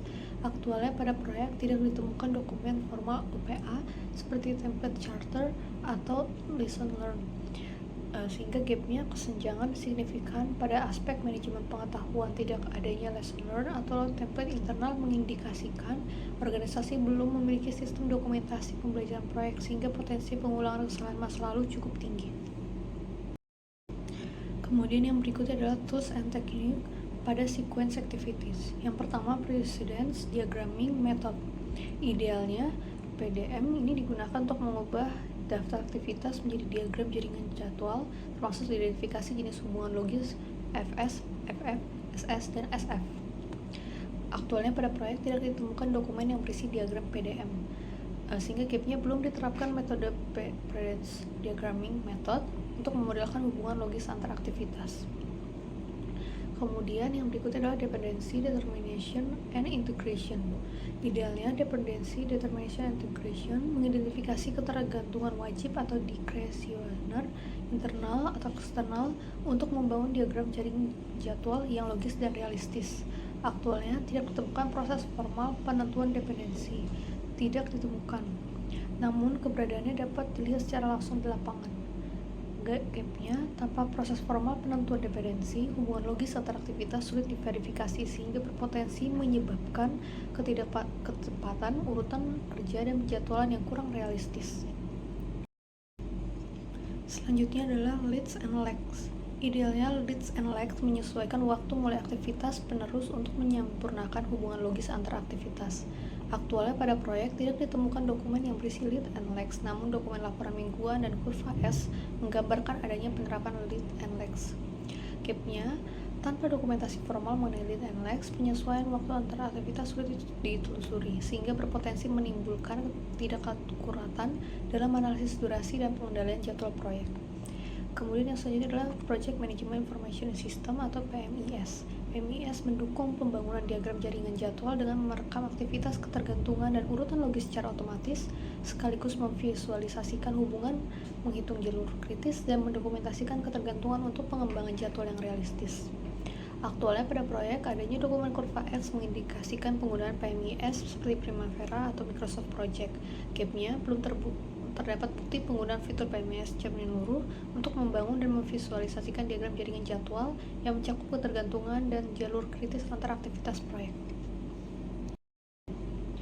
Kemudian berikut merupakan output dari sequence activities. Yang pertama adalah project schedule network diagram. Idealnya, project schedule network diagram merupakan representasi grafis hubungan logis antara aktivitas proyek, meliputi pendahulu, penerus, jenis hubungan, serta konvergensi dan divergensi di jalur yang digunakan untuk memvisualisasikan urutan pekerjaan, mengidentifikasi jalur kritis, dan menganalisis risiko terhadap jadwal proyek. Aktualnya pada proyek tidak ditemukan dokumen project schedule network diagram, sehingga gapnya tidak terdapat bukti penyusunan atau penggunaan project schedule network diagram sebagai alat visual untuk menganalisis hubungan logis dan jalur kritis antar aktivitas proyek. Kemudian selanjutnya adalah project document updates. Idealnya terdapat activity attributes, activity list, assumption log, milestone list. Aktualnya pada proyek belum ditemukan dokumen formal yang secara eksplisit berjudul activity attributes, activity list, assumption log, atau milestone list. Informasi terkait keempat elemen tersebut tercangkup secara tidak langsung dalam dokumen seperti WBS, method statement, dan S-curve yang berisi rincian aktivitas, asumsi teknis, serta tonggak waktu pekerjaan meskipun tanpa format teratur dan pembaruan khusus sesuai standar PMBOK. Sehingga gapnya tidak terdapat di bawah dokumen activity attributes, activity list, assumption log, dan milestone list disusun atau diperbarui secara formal sesuai standar manajemen proyek. Tahap selanjutnya dari project schedule management adalah estimate activity duration. Menurut PMBOK sendiri, estimate activity duration adalah proses memperkirakan lamanya waktu yang dibutuhkan untuk menyelesaikan setiap aktivitas proyek dengan mempertimbangkan sumber daya, metode kerja, dan kendala yang ada. Beberapa manfaat dari activity duration adalah membantu penyusunan jadwal proyek, dasar pengendalian waktu proyek, dan juga dapat mendukung estimasi biaya dan perencanaan sumber daya proyek. Kemudian ada input dari estimate activity durations. Yang pertama ada work breakdown structure, yaitu yang memecah tujuan proyek menjadi bagian-bagian kecil yang sudah dijelaskan juga sebelum-sebelumnya bahwa WBS proyek sudah ada juga. Kemudian ada EEF dan OPA yang sama seperti yang sudah dijelaskan sebelumnya. Yang kedua, input dari estimate activity duration adalah project management plan yang berupa schedule management plan, scope baseline, dan scope management plan. Tidak terdapat dokumen secara eksplisit yang sebagai project management plan, namun secara aktualnya terdapat berbagai dokumen pendukung seperti rencana mutu proyek, laporan kemajuan, WBS, spesifikasi teknis, dan BOQ yang mencakup seluruh aspek manajemen proyek.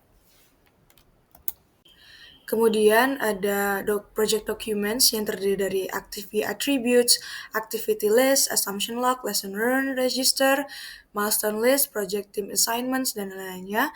Dokumen-dokumen ini berisi data dan informasi pendukung yang digunakan untuk membangun dan menghitung model jadwal proyek, termasuk atribut aktivitas, daftar aktivitas, estimasi durasi, dan lain-lainnya yang mempengaruhi perhitungan dan validitas jadwal proyek. Belum ada penjabaran formal mengenai metode, alat, prosedur, dan penyusunan maupun pengendalian jadwal secara terintegrasi dengan ruang lingkup dan baseline project lainnya. Namun, secara aktualnya tersedia dokumen WBS, kurva S, dan laporan kemajuan yang menunjukkan pelaksanaan serta pemantauan jadwal proyek. Selanjutnya ada tools dan techniques dari estimate activity durations yang mungkin sudah dijelaskan sebelumnya, yang berupa expert judgment, decision making, dan juga meetings. Selain dari 3 hal tersebut, ada beberapa tools dan teknik yang lain. Yang pertama ada estimating methods, ada 4 metode, yaitu analogous estimating, parametric estimating, 3-point estimating, dan bottom-up estimating. Secara aktualnya, karena keterbatasan data mengenai proses yang dilakukan, belum tersedia informasi atau bukti penggunaan metode tertentu dalam mengestimasi aktivitas. Dengan demikian, tidak dapat diidentifikasikan kesenjangan yang ada. Dengan demikian, output dari estimate activity durations ada duration estimates, yaitu perkiraan lamanya waktu yang dibutuhkan untuk menyelesaikan setiap aktivitas proyek, biasa dinyatakan dalam hari, minggu, atau bulan. Terdapat dokumen schedule yang diberikan kepada pekerja setiap minggunya, namun adanya keterbatasan akses terhadap dokumen proyek, sehingga tidak dapat diidentifikasi kesenjangannya. Kemudian ada Basis of Estimates, yang merupakan dokumen pendukung yang menjelaskan metodologi, asumsi, kendala risiko terkait rentang estimasi, dan serta tingkat kepercayaannya guna memastikan transparansi dan validitas hasil estimasi proyek. Karena keterbatasan data lagi, kami tidak dapat memperoleh atau tidak dapat memastikan adanya dokumen basis of estimates, sehingga gap analysis tidak dapat diidentifikasi. Dan yang terakhir, output dari estimate activity durations adalah project document updates yang berupa assumption log, activity attributes, dan juga lesson learned register. Karena keterbatasan data, diperoleh tidak dapat ditemukan pembaruan formal terhadap atribut aktivitas, asumsi proyek, dan juga pembelajaran yang dapat dipetik. Selanjutnya, develop schedule. Develop schedule adalah proses menganalisis urutan aktivitas, durasi, kebutuhan sumber daya, dan batas jadwal untuk menciptakan model jadwal guna pelaksanaan, pemantauan, dan pengendalian proyek. Tujuan dari develop schedule yang pertama, menentukan tanggal mulai dan selesai yang direncanakan untuk kegiatan proyek dan tonggak proyek berdasarkan informasi terbaik yang tersedia. Yang kedua, menghasilkan model jadwal dengan tanggal yang direncanakan untuk menyelesaikan kegiatan proyek. Yang ketiga, membuat jadwal proyek yang disetujui yang dapat menjadi dasar untuk melacak kemajuan. Pihak yang terlibatnya itu ada project manager, project planner, project team member, project sponsor, functional manager, subject matter expert, dan key stakeholder. Selanjutnya, input dari develop schedule. Yang pertama, ada project management plan dengan aktual, tersedia dokumen WBS, kurva S, dan laporan kemajuan yang menunjukkan pelaksanaan serta pemantauan jadwal proyek. Gap-nya itu belum ada penjabaran formal mengenai metode, alat, dan prosedur penyusunan maupun pengendalian jadwal secara terintegrasi dengan ruang lingkup dan baseline proyek lainnya. Yang kedua, ada agreement dengan aktual, terdapat berbagai dokumen pendukung seperti rencana mutu proyek, spesifikasi teknis, dan BOQ yang mencangkup aspek manajemen proyek. Gap-nya yaitu dokumen hanya mencangkup komponen pendukung kontrak tanpa adanya perjanjian kontraktual yang lengkap dan terperinci mengenai jadwal pelaksanaan serta komitmen kerja vendor yang dapat secara langsung mempengaruhi penyusunan dan pengendalian jadwal. Input yang ketiga yaitu project dokumen dengan aktual, terdapat dokumen yang menunjukkan data dasar penyusunan jadwal seperti daftar aktivitas, estimasi durasi, dan kebutuhan sumber daya secara umum. Dengan gap, belum terdapat dokumentasi lengkap dan terintegrasi mengenai seluruh data pendukung model jadwal proyek seperti atribut aktivitas, diagram jaringan, catatan resiko, serta asumsi dan kendala yang mempengaruhi jadwal. Input yang keempat yaitu EEF dengan aktual, terdapat dokumen yang menunjukkan penerapan standar pemerintah atau industri seperti SNI, serta bukti komunikasi proyek melalui laporan mingguan dan dokumentasi rapat. Gap-nya itu dokumen hanya mencerminkan penerapan sebagian faktor eksternal tanpa penjabaran eksplisit tentang bagaimana standar, kondisi eksternal, dan sistem komunikasi organisasi mempengaruhi pengembangan jadwal. Input yang terakhir yaitu OPA dengan aktual, hanya terdapat dokumen WBS, kurva S, dan laporan kemajuan yang menunjukkan adanya hasil penerapan proses penjadwalan dan pemantauan kemajuan proyek. Dengan gap, tidak ditemukan dokumen yang secara eksplisit menjelaskan metodologi penjadwalan yang digunakan maupun kalender proyek sebagai acuan waktu pelaksanaan kegiatan. Selanjutnya, tools and teknik dari develop schedule. Yang pertama, ada schedule network analysis dengan aktual, tidak terdapat dokumen yang menjelaskan teknik analisis jaringan jadwal, identifikasi jalur kritis, optimasi sumber daya, atau penentuan cadangan jadwal secara formal. Dengan gap, dokumen hanya mencangkup daftar aktivitas proyek tanpa adanya penjelasan prosedur analisis jaringan jadwal dan teknik pengembangan model jadwal. Yang kedua, ada critical path method.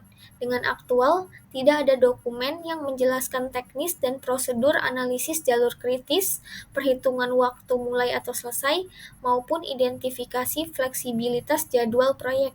Dengan GAP, dokumen hanya berisi data pelaksanaan dan pemantauan jadwal tanpa penjelasan formal mengenai penerapan critical path method untuk analisis durasi minimum dan pengendalian jadwal proyek.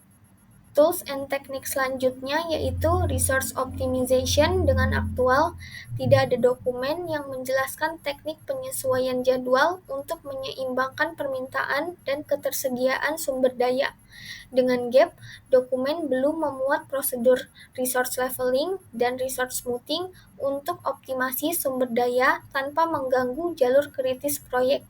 Selanjutnya ada data analysis. Dengan aktual, tidak terdapat dokumen yang menjelaskan metode analisis senario ataupun simulasi untuk mengevaluasi ketidakpastian dan resiko yang mempengaruhi jadwal proyek. Kemudian ada leads and lags. Dengan aktual, tidak terdapat dokumen yang menjelaskan atau menampilkan peran dari leads and lags dalam analisis jaringan jadwal maupun pengaturan waktu antar aktivitas. Dengan GAP, belum ada penjelasan formal mengenai penerapan leads and lags untuk mengatur waktu mulai aktivitas. Tools and teknik selanjutnya yaitu schedule compression. Dengan aktual, tidak terdapat dokumen yang menjelaskan penerapan teknik percepatan jadwal seperti crashing maupun fast tracking untuk memperpendek durasi proyek tanpa mengubah ruang lingkup. Dengan GAP, dokumen belum mencangkup metode percepatan jadwal dan analisis dampaknya terhadap biaya, risiko, serta ruang lingkup proyek. Kemudian ada Project Management Information System. Dengan aktual, tidak ada penjelasan mengenai penggunaan sistem atau perangkat lunak penjadwalan untuk membangun metode jadwal proyek secara terintegrasi.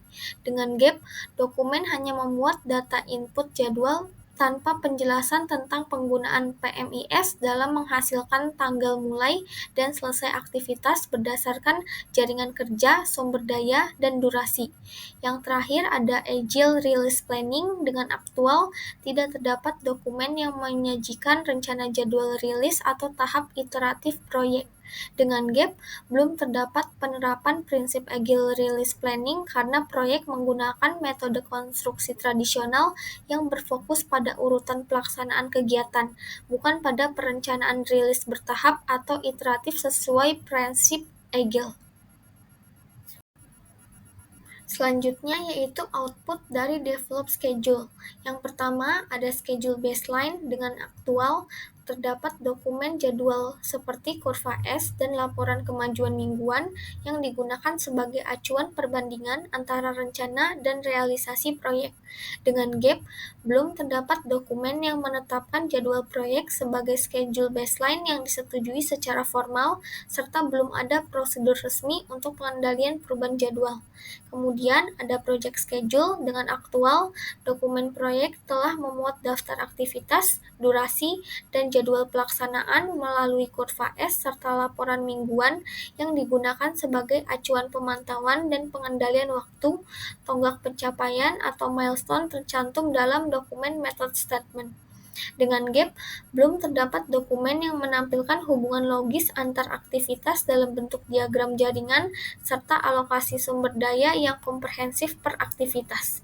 Kemudian ada schedule data. Dengan aktual, terdapat dokumen pendukung jadwal seperti WBS, kurva S, dan laporan kemajuan yang mencangkup aktivitas, estimasi waktu, serta sebagian kebutuhan sumber daya material.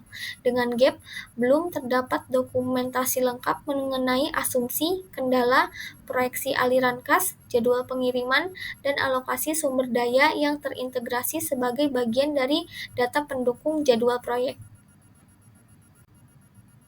Output selanjutnya yaitu project calendars dengan aktual karena keterbatasan data tidak ditemukan dokumen yang secara eksplisit menetapkan hari dan jam kerja proyek, membedakan waktu kerja dan non-kerja, serta digunakan sebagai acuan dalam penyusunan jadwal. Dengan gap, belum tersedia kalender proyek yang mendefinisikan hari dan jam kerja sebagai dasar penyusunan dan perhitungan jadwal proyek. Kemudian ada change request dengan aktual karena keterbatasan data tidak ditemukan dokumen yang berfungsi sebagai permintaan perubahan, log perubahan, atau prosedur formal untuk pengajuan dan persetujuan perubahan proyek. Dengan gap, belum tersedia mekanisme atau dokumen formal untuk mengusulkan, meninjau, dan menyetujui perubahan terhadap ruang lingkup maupun komponen dari proyek lainnya. Terus ada Project Management Plan Update dengan aktual, tidak ditemukan schedule management plan maupun cost baseline yang ditetapkan dan diperbarui secara formal. Gap-nya belum terdapat pembaruan formal terhadap schedule management plan dan cost baseline untuk menyesuaikan perubahan ruang lingkup, sumber daya, atau estimasi proyek sesuai prosedur pengendalian perubahan yang terstruktur. Output yang terakhir yaitu project dokumen update dengan aktual karena keterbatasan data yang dapat diperoleh, tidak ditemukan pembaruan formal terhadap atribut aktivitas, asumsi proyek, pelajaran yang dipetik, dan daftar resiko yang terintegrasi dengan jadwal. Dengan gap, belum tersedia dokumen lengkap dan terstruktur yang memuat pembaruan terhadap atribut aktivitas, asumsi, estimasi durasi, pelajaran yang dipetik, kebutuhan sumber daya, dan daftar resiko. Berikut merupakan dokumen dari master schedule project dan salah satu dari schedule pekerjaan yaitu pekerjaan kolom beton. Selanjutnya, analisis dan evaluasi dari project schedule management. Dari aspek dokumentasi formal, kesesuaian dengan PMBOK-nya itu rendah. Terus dari aspek metodologi dan teknis analisis, kesesuaian dengan PMBOK-nya itu sedang menuju rendah. Lalu pada aspek identifikasi dan urutan aktivitas, kesesuaian dengan PMBOK-nya itu termasuk pada kategori sedang. Terus aspek estimasi durasi dan kebutuhan sumber daya, kesesuaian dengan PMBOK-nya itu rendah, dan aspek integrasi dan pembaruan dokumen proyek itu kesesuaiannya rendah menuju sedang. Sehingga proyek telah melaksanakan sebagian prinsip project schedule management secara praktis, namun belum memenuhi struktur dan dokumentasi formal PMBOK. Untuk meningkatkan efektivitas manajemen waktu proyek disarankan yang pertama, menyusun dokumen schedule management plan dan schedule baseline resmi. Kemudian menerapkan teknis analisis jalur krisis atau critical path method dan optimasi sumber daya, dan mengembangkan sistem integrasi dokumen jadwal, resiko, dan biaya agar pemantauan proyek lebih akurat. Oke, untuk plan cost management, untuk pengertiannya adalah di mana plan cost management ini menentukan bagaimana biaya proyek akan diestimasi, diselenggarakan dan dikelola, dipantau dan dikendalikan. Untuk manfaat dari proses ini adalah memberikan panduan dan arahan tentang bagaimana biaya proyek akan dikelola di sepanjang proyek. Berikut merupakan tujuan dan siapa saja pihak yang terlibat dalam penyusunan plan cost management. Untuk input dari plan cost management, yang pertama project charter. Pada kondisi aktualnya, keterbatasan akses untuk dokumen project charter, sehingga menyebabkan dokumen, anggaran, dan pendanaan belum dapat diidentifikasi secara lengkap. Untuk yang kedua, project management plan. Untuk aktualnya, dokumen lengkap yang dilampirkan pada dokumen progres proyek.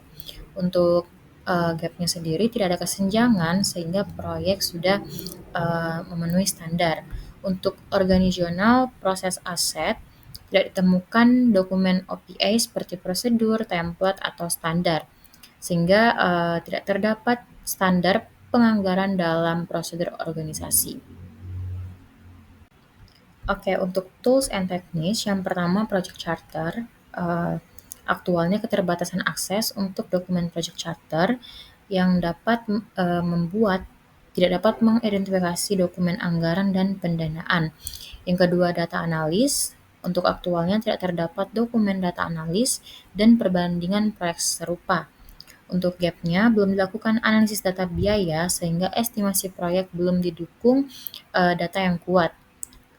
Untuk yang ketiga adalah meetings. Untuk aktualnya dokumen lengkap yang dilampirkan pada dokumen progres proyek yang berupa dokumen keputusan penyetujuan dan penggunaan biaya, sehingga tidak ada kesenjangan dan proyek sudah memenuhi standar. Untuk output yang dihasilkan dari plan cost management ini adalah cost management plan. Untuk aktualnya adalah dokumen sudah ada dan lengkap yang dilampirkan pada dokumen progres proyek yang berupa dokumen keputusan, penyetujuan, dan penggunaan, sehingga tidak ditemukan kesenjangan dan proyek sudah memenuhi standar. Project cost management yang kedua adalah estimate cost. Estimate cost adalah proses mengembangkan perkiraan biaya sumber daya moneter yang dibutuhkan untuk menyelesaikan pekerjaan proyek. Manfaat utama dari proses ini adalah menentukan sumber daya moneter yang dibutuhkan untuk proyek. Proses ini dilakukan secara berkala sepanjang proyek sesuai kebutuhan. Tujuannya adalah mengestimasi biaya setiap aktivitas atau paket kerja proyek, menentukan biaya langsung dan biaya tidak langsung, memasukkan cadangan risiko untuk ketidakpastian proyek, dan yang terakhir menyediakan dasar untuk penganggaran dan perencanaan pendanaan proyek. Pihak yang terlibat adalah project manager, cost estimator atau quantity surveyor, kemudian engineer or tim teknis, scheduler atau planner, dan juga yang terakhir adalah stakeholder. Input estimate cost. Yang pertama, project management plan. Idealnya cost management plan, quality management plan, dan scope baseline. Aktualnya pada proyek belum ditemukan dokumen formal berjudul cost management plan, quality management plan, maupun scope baseline. Namun informasi terkait estimasi biaya, standar kualitas, dan lingkup pekerjaan proyek terdokumentasi secara terpisah dalam BOQ, dokumen ITP, QHSE compliance, WBS, serta method statement, meskipun dapat tanpa format terpadu yang secara eksplisit menjelaskan keterkaitan antar lingkup, kualitas, dan biaya dalam suatu rencana manajemen yang terstruktur.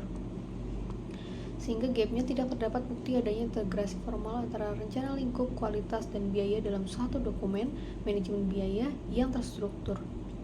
Kemudian project dokumen. Idealnya itu adalah lesson learned register, project schedule, resource requirement, dan risk register. Aktualnya pada proyek tidak ditemukan dokumen-dokumen tersebut. Namun, informasi terkait pembelajaran estimasi, jadwal proyek, kebutuhan sumber daya, dan risiko dapat dilihat secara parsial pada dokumen S-Curve, BOQ, WBS, QHSE Compliance, dan ITP. Gapnya tidak terdapat bukti adanya integrasi formal antar project dokumen seperti lesson register, project schedule, resource requirement, dan risk register untuk mendukung estimasi biaya yang akurat dan adaptif terhadap kondisi proyek. Kemudian yang berikutnya adalah Enterprise Environmental Factor atau EFs. EFs mencakup informasi pasar, data historis, kondisi ekonomi, serta ketersediaan sumber daya yang digunakan untuk memperkirakan biaya proyek secara akurat dan sesuai realitas lapangan. Aktualnya pada proyek penggunaan PMS, dokumen RFA, dan QASE menunjukkan penerapan kebijakan organisasi, sistem otoritas formal, serta standar keselamatan dan kualitas sebagai bagian dari proyek faktor lingkungan perusahaan dalam pengelolaan proyek. Gapnya, sebagian faktor lingkungan sudah diterapkan namun belum terstandar secara menyeluruh. Belum ada dokumentasi resmi mengenai kebijakan organisasi, struktur pengambilan keputusan, dan regulasi internal yang menjadi acuan proyek. Kemudian yang berikutnya adalah organizational process assets atau OPA. OPA ini menyediakan basis data historis biaya, metrik estimasi, template perhitungan, serta pedoman akuntansi internal yang digunakan untuk menghasilkan estimasi biaya yang andal. Aktualnya pada proyek tidak ditemukan dokumen formal seperti template charter atau lesson learned. Gapnya kesenjangan signifikan pada aspek manajemen pengetahuan. Tidak adanya lesson learned atau template internal mengindikasikan organisasi belum memiliki sistem dokumentasi pembelajaran proyek, sehingga potensi pengulangan kesalahan masa lalu cukup tinggi. Kemudian yang selanjutnya adalah tools and technique estimate cost. Yang pertama, expert judgment. Idealnya expert judgment ini dimanfaatkan untuk menilai metode estimasi yang paling akurat, menginterpretasikan data historis, serta menyesuaikan estimasi biaya dengan kondisi pasar dan konteks proyek. Kemudian aktual pada proyek, data aktual tidak tersedia, tidak ditemukan bukti keterlibatan pakar secara formal. Gapnya, keterlibatan ahli belum terkonfirmasi, diperlukan dokumentasi peran dan kontribusinya. Kemudian selanjutnya, analogous estimating. Idealnya analogous estimating digunakan untuk memperkirakan biaya proyek atau segmen proyek dengan membandingkan data historis dari proyek sebelumnya. Aktual pada proyek, data aktual tidak tersedia, tidak ditemukan bukti penggunaan data historis proyek sejenis sebagai dasar perbandingan estimasi biaya. Gapnya, penggunaan data historis proyek pembanding belum terkonfirmasi, diperlukan dokumentasi sumber dan dasar perbandingan estimasi biaya. Yang selanjutnya, parametric estimating. Idealnya, parametric estimating digunakan untuk menghitung estimasi biaya proyek atau aktivitas dengan menggunakan parameter proyek dan data historis. Data aktual tidak tersedia, tidak ditemukan bukti penggunaan parameter kuantitatif atau model matematis berbasis data historis dalam perhitungan estimasi biaya. Gapnya, penerapan parameter kuantitatif dan model matematis belum terkonfirmasi. Diperlukan bukti penggunaan data historis dan rumus perhitungan yang mendasari estimasi biaya. Yang selanjutnya, bottom-up estimating. Bottom-up estimating menghitung biaya dengan mengestimasi aktivitas atau paket kerja pada tingkat terendah, kemudian mengagregasikannya untuk menentukan total biaya proyek. Aktualnya di proyek, data aktual tersedia di BOQ, yang mencerminkan estimasi biaya per aktivitas dan agregasinya menjadi total proyek. Gapnya, proses perhitungan biaya pada tingkat aktivitas atau paket kerja dapat dilihat dari BOQ. Dokumen ini menunjukkan agregasi estimasi hingga tingkat total proyek, meskipun belum dijelaskan secara formal sebagai bottom-up estimating. Yang selanjutnya, 3-point estimating. Idealnya, 3-point estimating digunakan untuk menghitung estimasi biaya, aktivitas, atau paket kerja dengan memperhitungkan 3 skenario: optimis, paling mungkin, pesimis, dan distribusi probabilitas. Aktual pada proyek, data aktual tidak tersedia, tidak ditemukan bukti penerapan 3 skenario estimasi maupun analisis distribusi probabilitas dalam perhitungan biaya proyek. Gapnya, penerapan 3 skenario estimasi belum terkonfirmasi, diperlukan bukti analisis probabilitas dan pertimbangan risiko dalam perhitungan biaya. Yang selanjutnya, data analisis. Idealnya terdapat alternatif analisis, reserve analisis, dan cost of quality. Aktual pada proyek, tidak terdapat data atau laporan analisis yang dapat diakses dari proyek, sehingga gapnya proses analisis tidak terdokumentasi atau tidak dapat diverifikasi. Yang selanjutnya, Project Management Information System atau PMIS. PMIS ini digunakan untuk mengumpulkan, mengelola, dan menganalisis data biaya proyek, mengintegrasikan informasi historis, sumber daya, dan kontrak untuk menghasilkan estimasi yang akurat dan mendukung penggabungan biaya ke tingkat proyek. Aktual pada proyek, tidak ada penjelasan mengenai penggunaan sistem atau perangkat lunak manajemen biaya untuk mengumpulkan, mengelola, dan menganalisis data biaya proyek secara terintegrasi guna menghasilkan estimasi yang akurat dan konsisten di tingkat proyek. Gapnya, tanpa dukungan PMIS dalam pengelolaan data biaya, akurasi estimasi, dan konsistensi integrasi informasi antar komponen proyek menjadi lemah, sehingga berpotensi menimbulkan perbedaan antara perencanaan dan realisasi biaya. Yang selanjutnya, decision making. Idealnya, voting digunakan untuk memilih estimasi biaya terbaik dari beberapa alternatif yang diajukan tim, misalkan antara perkiraan optimis, realistis, dan pesimis, atau untuk memutuskan alokasi biaya sumber daya tertentu. Aktualnya, tidak ditemukan data aktual mengenai proses pengambilan keputusan terkait lingkup. Gapnya, pengambilan keputusan belum berbasis metode formal, cenderung dilakukan secara internal tanpa catatan resmi. Kemudian selanjutnya adalah output estimate cost. Yang pertama, cost estimate. Idealnya cost estimate merupakan estimasi kuantitatif biaya proyek yang mencakup biaya tenaga kerja, material, peralatan, layanan, fasilitas teknologi, serta cadangan untuk resiko dan pekerjaan tidak terencana yang dapat disajikan secara ringkasan atau rinci dengan satuan mata uang atau unit pengukuran yang relevan. Aktualnya pada proyek, belum ditemukan dokumen formal berjudul cost estimate. Perkiraan biaya tercantum dalam BOQ Design and Build, Instruction to Tenderers, dan S-Curve. Ketiga dokumen ini berisi rincian item pekerjaan, jumlah, total biaya, dan bobot pekerjaan, namun tidak tersusun dalam satu format khusus yang menyajikan estimasi biaya proyek secara lengkap dan terintegrasi. Gapnya, tanpa dokumen estimasi biaya yang tersusun secara terintegrasi, sulit untuk menelusuri dasar perhitungan tiap komponen biaya dan memastikan konsistensi antara perencanaan, pembobotan pekerjaan, serta pengendalian biaya proyek. Yang selanjutnya, Basis of Estimate. Basis of Estimate merupakan dokumen pendukung yang menjelaskan metode, asumsi, kendala, dan risiko yang mempengaruhi estimasi biaya, serta mencantumkan rentang kemungkinan biaya dan tingkat kepercayaan estimasi akhir. Aktualnya, pada proyek belum ditemukan dokumen formal Basis of Estimate, asumsi, kondisi, dan dasar perhitungan estimasi biaya tersirat dalam dokumen seperti Instruction to Tenderers, Booking Design and Build, Method Statement, ITP, dan dokumen K3L yang secara kolektif mencerminkan pertimbangan teknis, risiko, kondisi proyek meskipun belum disusun dalam satu format terpusat.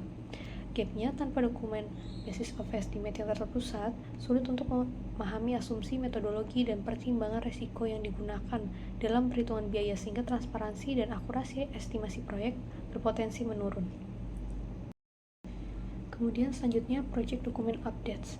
Idealnya terdapat Assumption Log, Lesson Learned Register, dan Risk Register.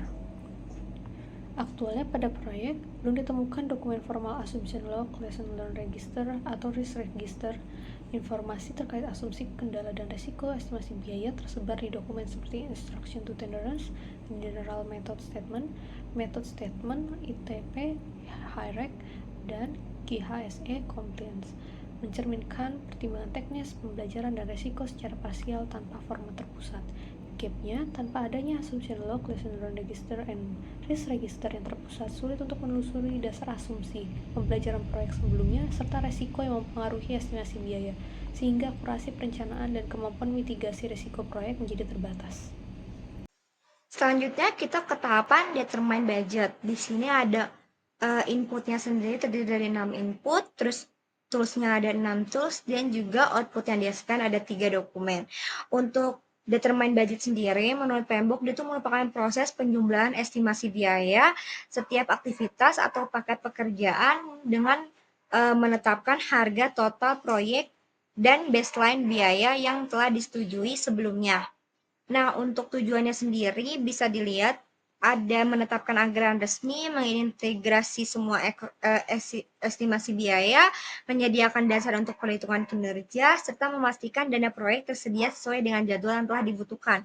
Kemudian untuk pihak-pihak yang terlibat itu ada project manager, project team, cost engineering, ada scheduler, terus ada project sponsor, finance, procurement, terus ada kontak administration, dan lain-lain.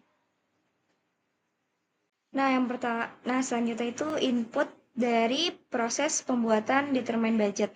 Yang pertama ada project management plan yang terdiri dari cost management plan, resource management plan, dan scope baseline. Untuk data aktual sendiri, untuk cost management plan itu tidak ditemukan secara formal, namun perhitungan biaya dan lain-lainnya terdapat di BOKI untuk sebagai dasar utama dari estimasi biaya per item.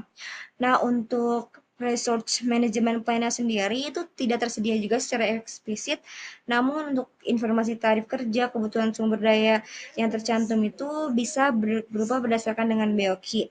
Nah, untuk scope baseline-nya sendiri, WBS-nya sendiri sudah ada yang digunakan sebagai pemecah ruang lingkup pekerjaan.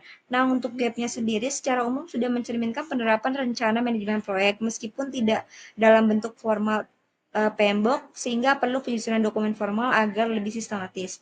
Yang kedua ada project dokumen, di mana ada basis of estimasi, terus cost estimasi, terus project scheduling, dan risk register. Untuk base of estimasi sendiri tidak ditemukan dokumen secara formal, namun terdapat asumsi-asumsi biaya dan metode kegiatan yang tercantum eksplisit dalam metode statement. Terus untuk cost estimasi sendiri tersusun jelas di dalam BOKI, kemudian untuk project schedule sendiri tersusun dalam kurva S, dan untuk risk register dokumen tersebut tersusun dalam dokumen QHSE, sehingga gapnya sendiri dokumennya itu lengkap sehingga untuk project dokumen sendiri dalam pembuatan determinan budget sendiri sudah cukup. Nah, selanjutnya adalah bisnis dokumen. Untuk data aktual sendiri tidak ditemukan dan juga ada keterbatasan akses untuk dapat mendapatkan dokumen resminya. Namun terdapat instruction to tenders yang berisi tujuan proyek, lingkup pekerjaan yang merupakan bagian dari bisnis dokumennya sendiri. Gap-nya sendiri sudah mencerminkan sebagian prinsip PMBOK, namun belum memenuhi standar formal dari bisnis dokumen. Terus untuk agreement-nya sendiri, tersedianya instruction to tenders yang berisi pedoman tender dan kebutuhan awal kerjasama antara proyek. Sehingga dokumen ini tuh merupakan dokumen sebelum kontrak final diterbitkan. Untuk gap-nya sendiri, sebagian sudah sesuai dengan praktik PMBOK, karena itu menunjukkan adanya komunikasi atau kesepahaman dari awal. Berikut adalah dokumen instruction to tenders.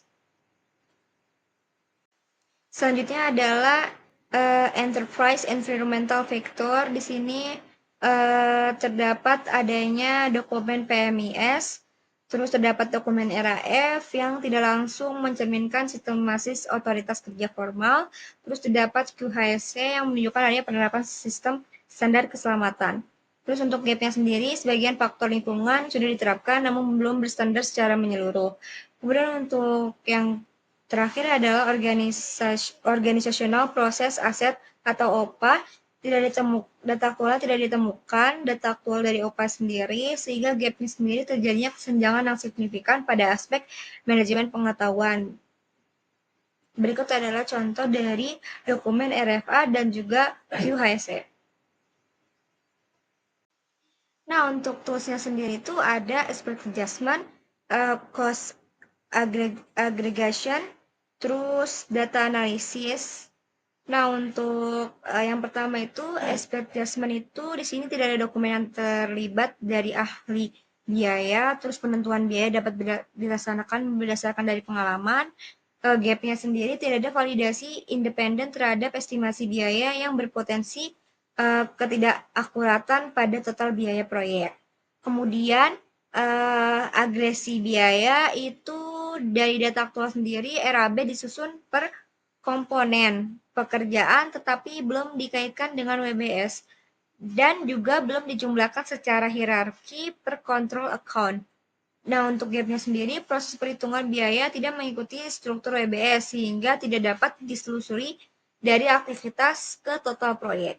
Nah, untuk yang ketiga ada data analisis, di mana dari data aktual sendiri tidak ada dokumen data analisis, sehingga gap-nya tidak ada analisis data rinci mengenai cadangan atau biaya yang tak terduga. Oke, tools yang keempat adalah Historical Information Report.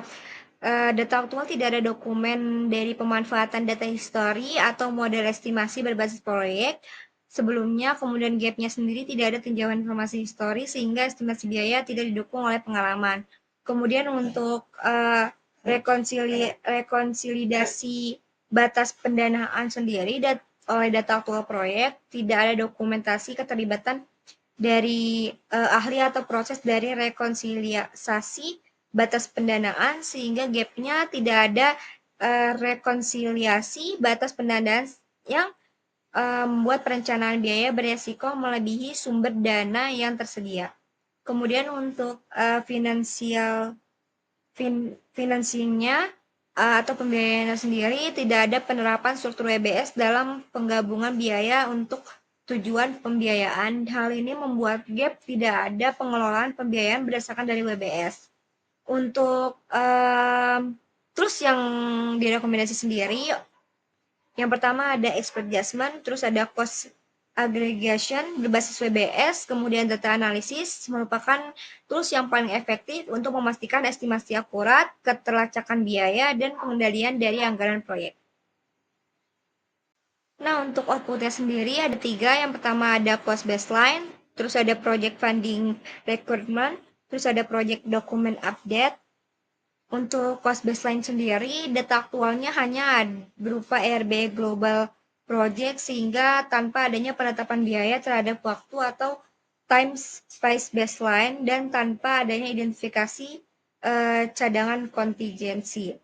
Untuk gapnya sendiri, tanpa adanya baseline biaya, sulit membandingkan realisasi biaya terhadap rencana dengan mengukur adanya cost performance proyek. Kemudian untuk yang kedua ada project funding requirement. Di sini belum tersedia dokumen kebutuhan pendanaan sehingga pencairan mengikuti termin kontrak pembayaran dari pemilik proyek. Untuk gapnya sendiri, tanpa adanya perencanaan pendanaan, hal ini akan berpotensi terjadinya mismatch antara kebutuhan kas dengan pencairan dana proyek. Kemudian yang ketiga ada project dokumen update. Untuk aktualnya sendiri, karena data terbatas, hanya produk RAB yang dapat diperbarui, sedangkan dokumen risiko, jadwal, dan yang lainnya itu masih belum tersedia. Untuk gapnya sendiri, sinkronasi antara dokumen tidak terjadi sehingga menghambat dari fungsi integrasi dalam manajemen proyek. Berikut ini adalah contoh dokumen dari hasil output proses determinan budget. Yang pertama ada cost baseline dan yang kedua ada funding requirement. Baik, ini merupakan analisis dan evaluasinya dari proses plan cost management khususnya dengan PMBOK menegah, estimate cost menegah, determine budget rendah menegah, dan control cost rendah. Secara keseluruhan, proyek Warehouse 4 KIIC telah menjalankan sebagian prinsip project cost management, namun masih dalam tingkat penerapan praktis, belum formal dan terstandarisasi. Untuk mencapai kesesuaian dengan PMBOK, maka proyek disarankan yang pertama, membuat cost management framework resmi, diantaranya ada plan, estimate, budget, dan control. Dan yang kedua, mengintegrasikan biaya dengan jadwal proyek menggunakan Earned Value Management. Dan yang ketiga, melakukan pembaruan dokumen proyek secara periodik dan terstruktur agar manajemen biaya dapat diaudit serta dievaluasi dengan objektif. Kemudian dari Project Quality Management ada yang pertama yaitu Plan Quality Management. Menurut PMBOK sendiri, Plan Quality Management adalah proses mengidentifikasi persyaratan dan atau standar kualitas proyek dan produk, serta mendokumentasikan bagaimana proyek akan menunjukkan kepatuhan terhadap standar tersebut. Beberapa manfaat dari Plan Quality Management adalah menentukan standar kualitas proyek, menetapkan metode, prosedur, dan alat yang digunakan untuk mengendalikan mutu, dan juga mengurangi risiko terjadi masalahnya dalam kualitas. Ada beberapa dokumen awal yang menjadi input dari Plan Quality Management yang mungkin juga sudah dijelaskan sebelumnya, yaitu ada Project Charter, Enterprise Environmental Factors atau EEF, dan juga Organizational Process Asset atau OPA. Nah, kemudian dari inputnya ada Project Management Plan, yaitu berupa Resource Management Plan, Risk Management Plan, Stakeholder Engagement Plan, Scope Baseline atau WBS dan WBS Dictionary. WBS dan dokumen pendukung lingkup proyek disusun oleh tim manajemen proyek, namun tidak diberikan akses langsung kepada tim analisis mahasiswa. Data yang tersedia hanya berupa RAB dan juga yang berasal dari ringkasan hasil breakdown biaya. Nah, tidak adanya resource management plan, risk management plan, dan scope baseline formal menyebabkan manajemen kualitas sulit ditelusuri dan dikendalikan sesuai dengan standar PMBOK, sehingga gap analysis tidak dapat diidentifikasi. Kemudian project document seperti yang sudah dijelaskan sebelumnya ada assumption log, requirements documentation, requirements traceability matrix, risk register, dan stakeholder register tidak dapat ditemukan secara eksplisit, namun banyak dokumen-dokumen pendukung seperti ITP, BVI, QHSA compliance, dan instruction to tenders yang dapat membantu project-project dokumen tersebut. Berikut merupakan lampiran dari dokumen-dokumen pendukung untuk inputs dalam Plan Quality Management. Selanjutnya, ada tools dan techniques dari Plan Quality Management yang mungkin serupa dengan manajemen yang lain, yaitu expert judgment, decision making, dan juga meetings. Selanjutnya, tools dan teknik dari Plan Quality Management adalah data analysis yang berupa cost benefit analysis dan juga cost of quality. Karena keterbatasan data juga, proses tidak dapat ditemukan dokumen yang menyatakan hasil analisis data dalam perencanaan manajemen kualitas proyek. Dengan demikian, belum ada bukti keterlibatan atau dokumentasi hasil analisis data yang seharusnya digunakan untuk memvalidasi dan memperkuat keakuratan rencana manajemen kualitas. Dan kemudian ada test and inspection planning yang merupakan proses menentukan metode pengujian dan inspeksi untuk memastikan deliverable proyek memenuhi standar kualitas, tujuan, kinerja, dan ekspektasi pemangku kepentingan. Karena juga ada keterbatasan data, belum juga ditemukan dokumen yang menentukan metode pengujian dan inspeksi, dan juga dengan demikian dapat dianalisis gap-nya bahwa pengambilan keputusan dalam menentukan metode pengujian belum berbasis metode formal, cenderung dilakukan secara internal tanpa catatan resmi. Kemudian ada data gathering yang berupa brainstorming, interview, dan benchmarking. Belum ada bukti keterlibatan atau dokumentasi hasil pengumpulan data yang seharusnya digunakan juga untuk memvalidasi dan memperkuat keakuratan rencana manajemen kualitas. Selanjutnya, ada data representation yang berupa flowchart, logical data model, matrix diagram, mind mapping juga. Belum ada dokumen atau bagian apapun yang menyatakan perencanaan manajemen kualitas proyek dalam pengumpulan data, sehingga gap analysis juga belum dapat dilakukan. Selanjutnya output dari plan quality management, yaitu adalah yang pertama quality management plan, yang merupakan dokumen yang mendapatkan kebijakan, prosedur, dan pedoman kualitas untuk mencapai tujuan proyek. Bisa dilihat di samping terdapat rencana mutu dari proyek, sehingga tidak ada kesenjangan karena sudah dilakukan oleh proyek. Kemudian quality metrics, yaitu merupakan indikator kuantitatif yang digunakan untuk mengukur atribut proyek. Karena keterbatasan data juga, tidak dapat dipastikan dokumen secara pasti, namun indikator kuantitatif kualitas tersedia. Kemudian, output selanjutnya adalah project document updates yang berupa risk register, lesson learned, register requirements, traceability matrix, dan juga stakeholder register yang sudah dapat dijelaskan sebelumnya juga, belum ada tersedia dokumentasi lengkap dan terstruktur mengenai update-update dari dokumen-dokumen tersebut. Kemudian ada project management plan updates yang sama juga dengan dokumen updates lain sebelumnya yang terdiri dari risk management plan dan juga scope baseline. Karena keterbatasan data tidak dapat dipastikan ada dokumentasi lengkap dan terstruktur dari project management plan updates. Yang terakhir ada analisis dan evaluation dari plan quality management. Yang pertama dari inputnya, analisisnya sendiri input utama meliputi project charter, project management plan, dan OPA yang menjadi dasar penetapan standar mutu proyek. Namun sebagian dokumen seperti risk register dan scope baseline-nya belum lengkap. Dengan demikian evaluasinya, keterbatasan dokumen dasar mengakibatkan standar mutu sulit diukur dan dikendalikan secara sistematis.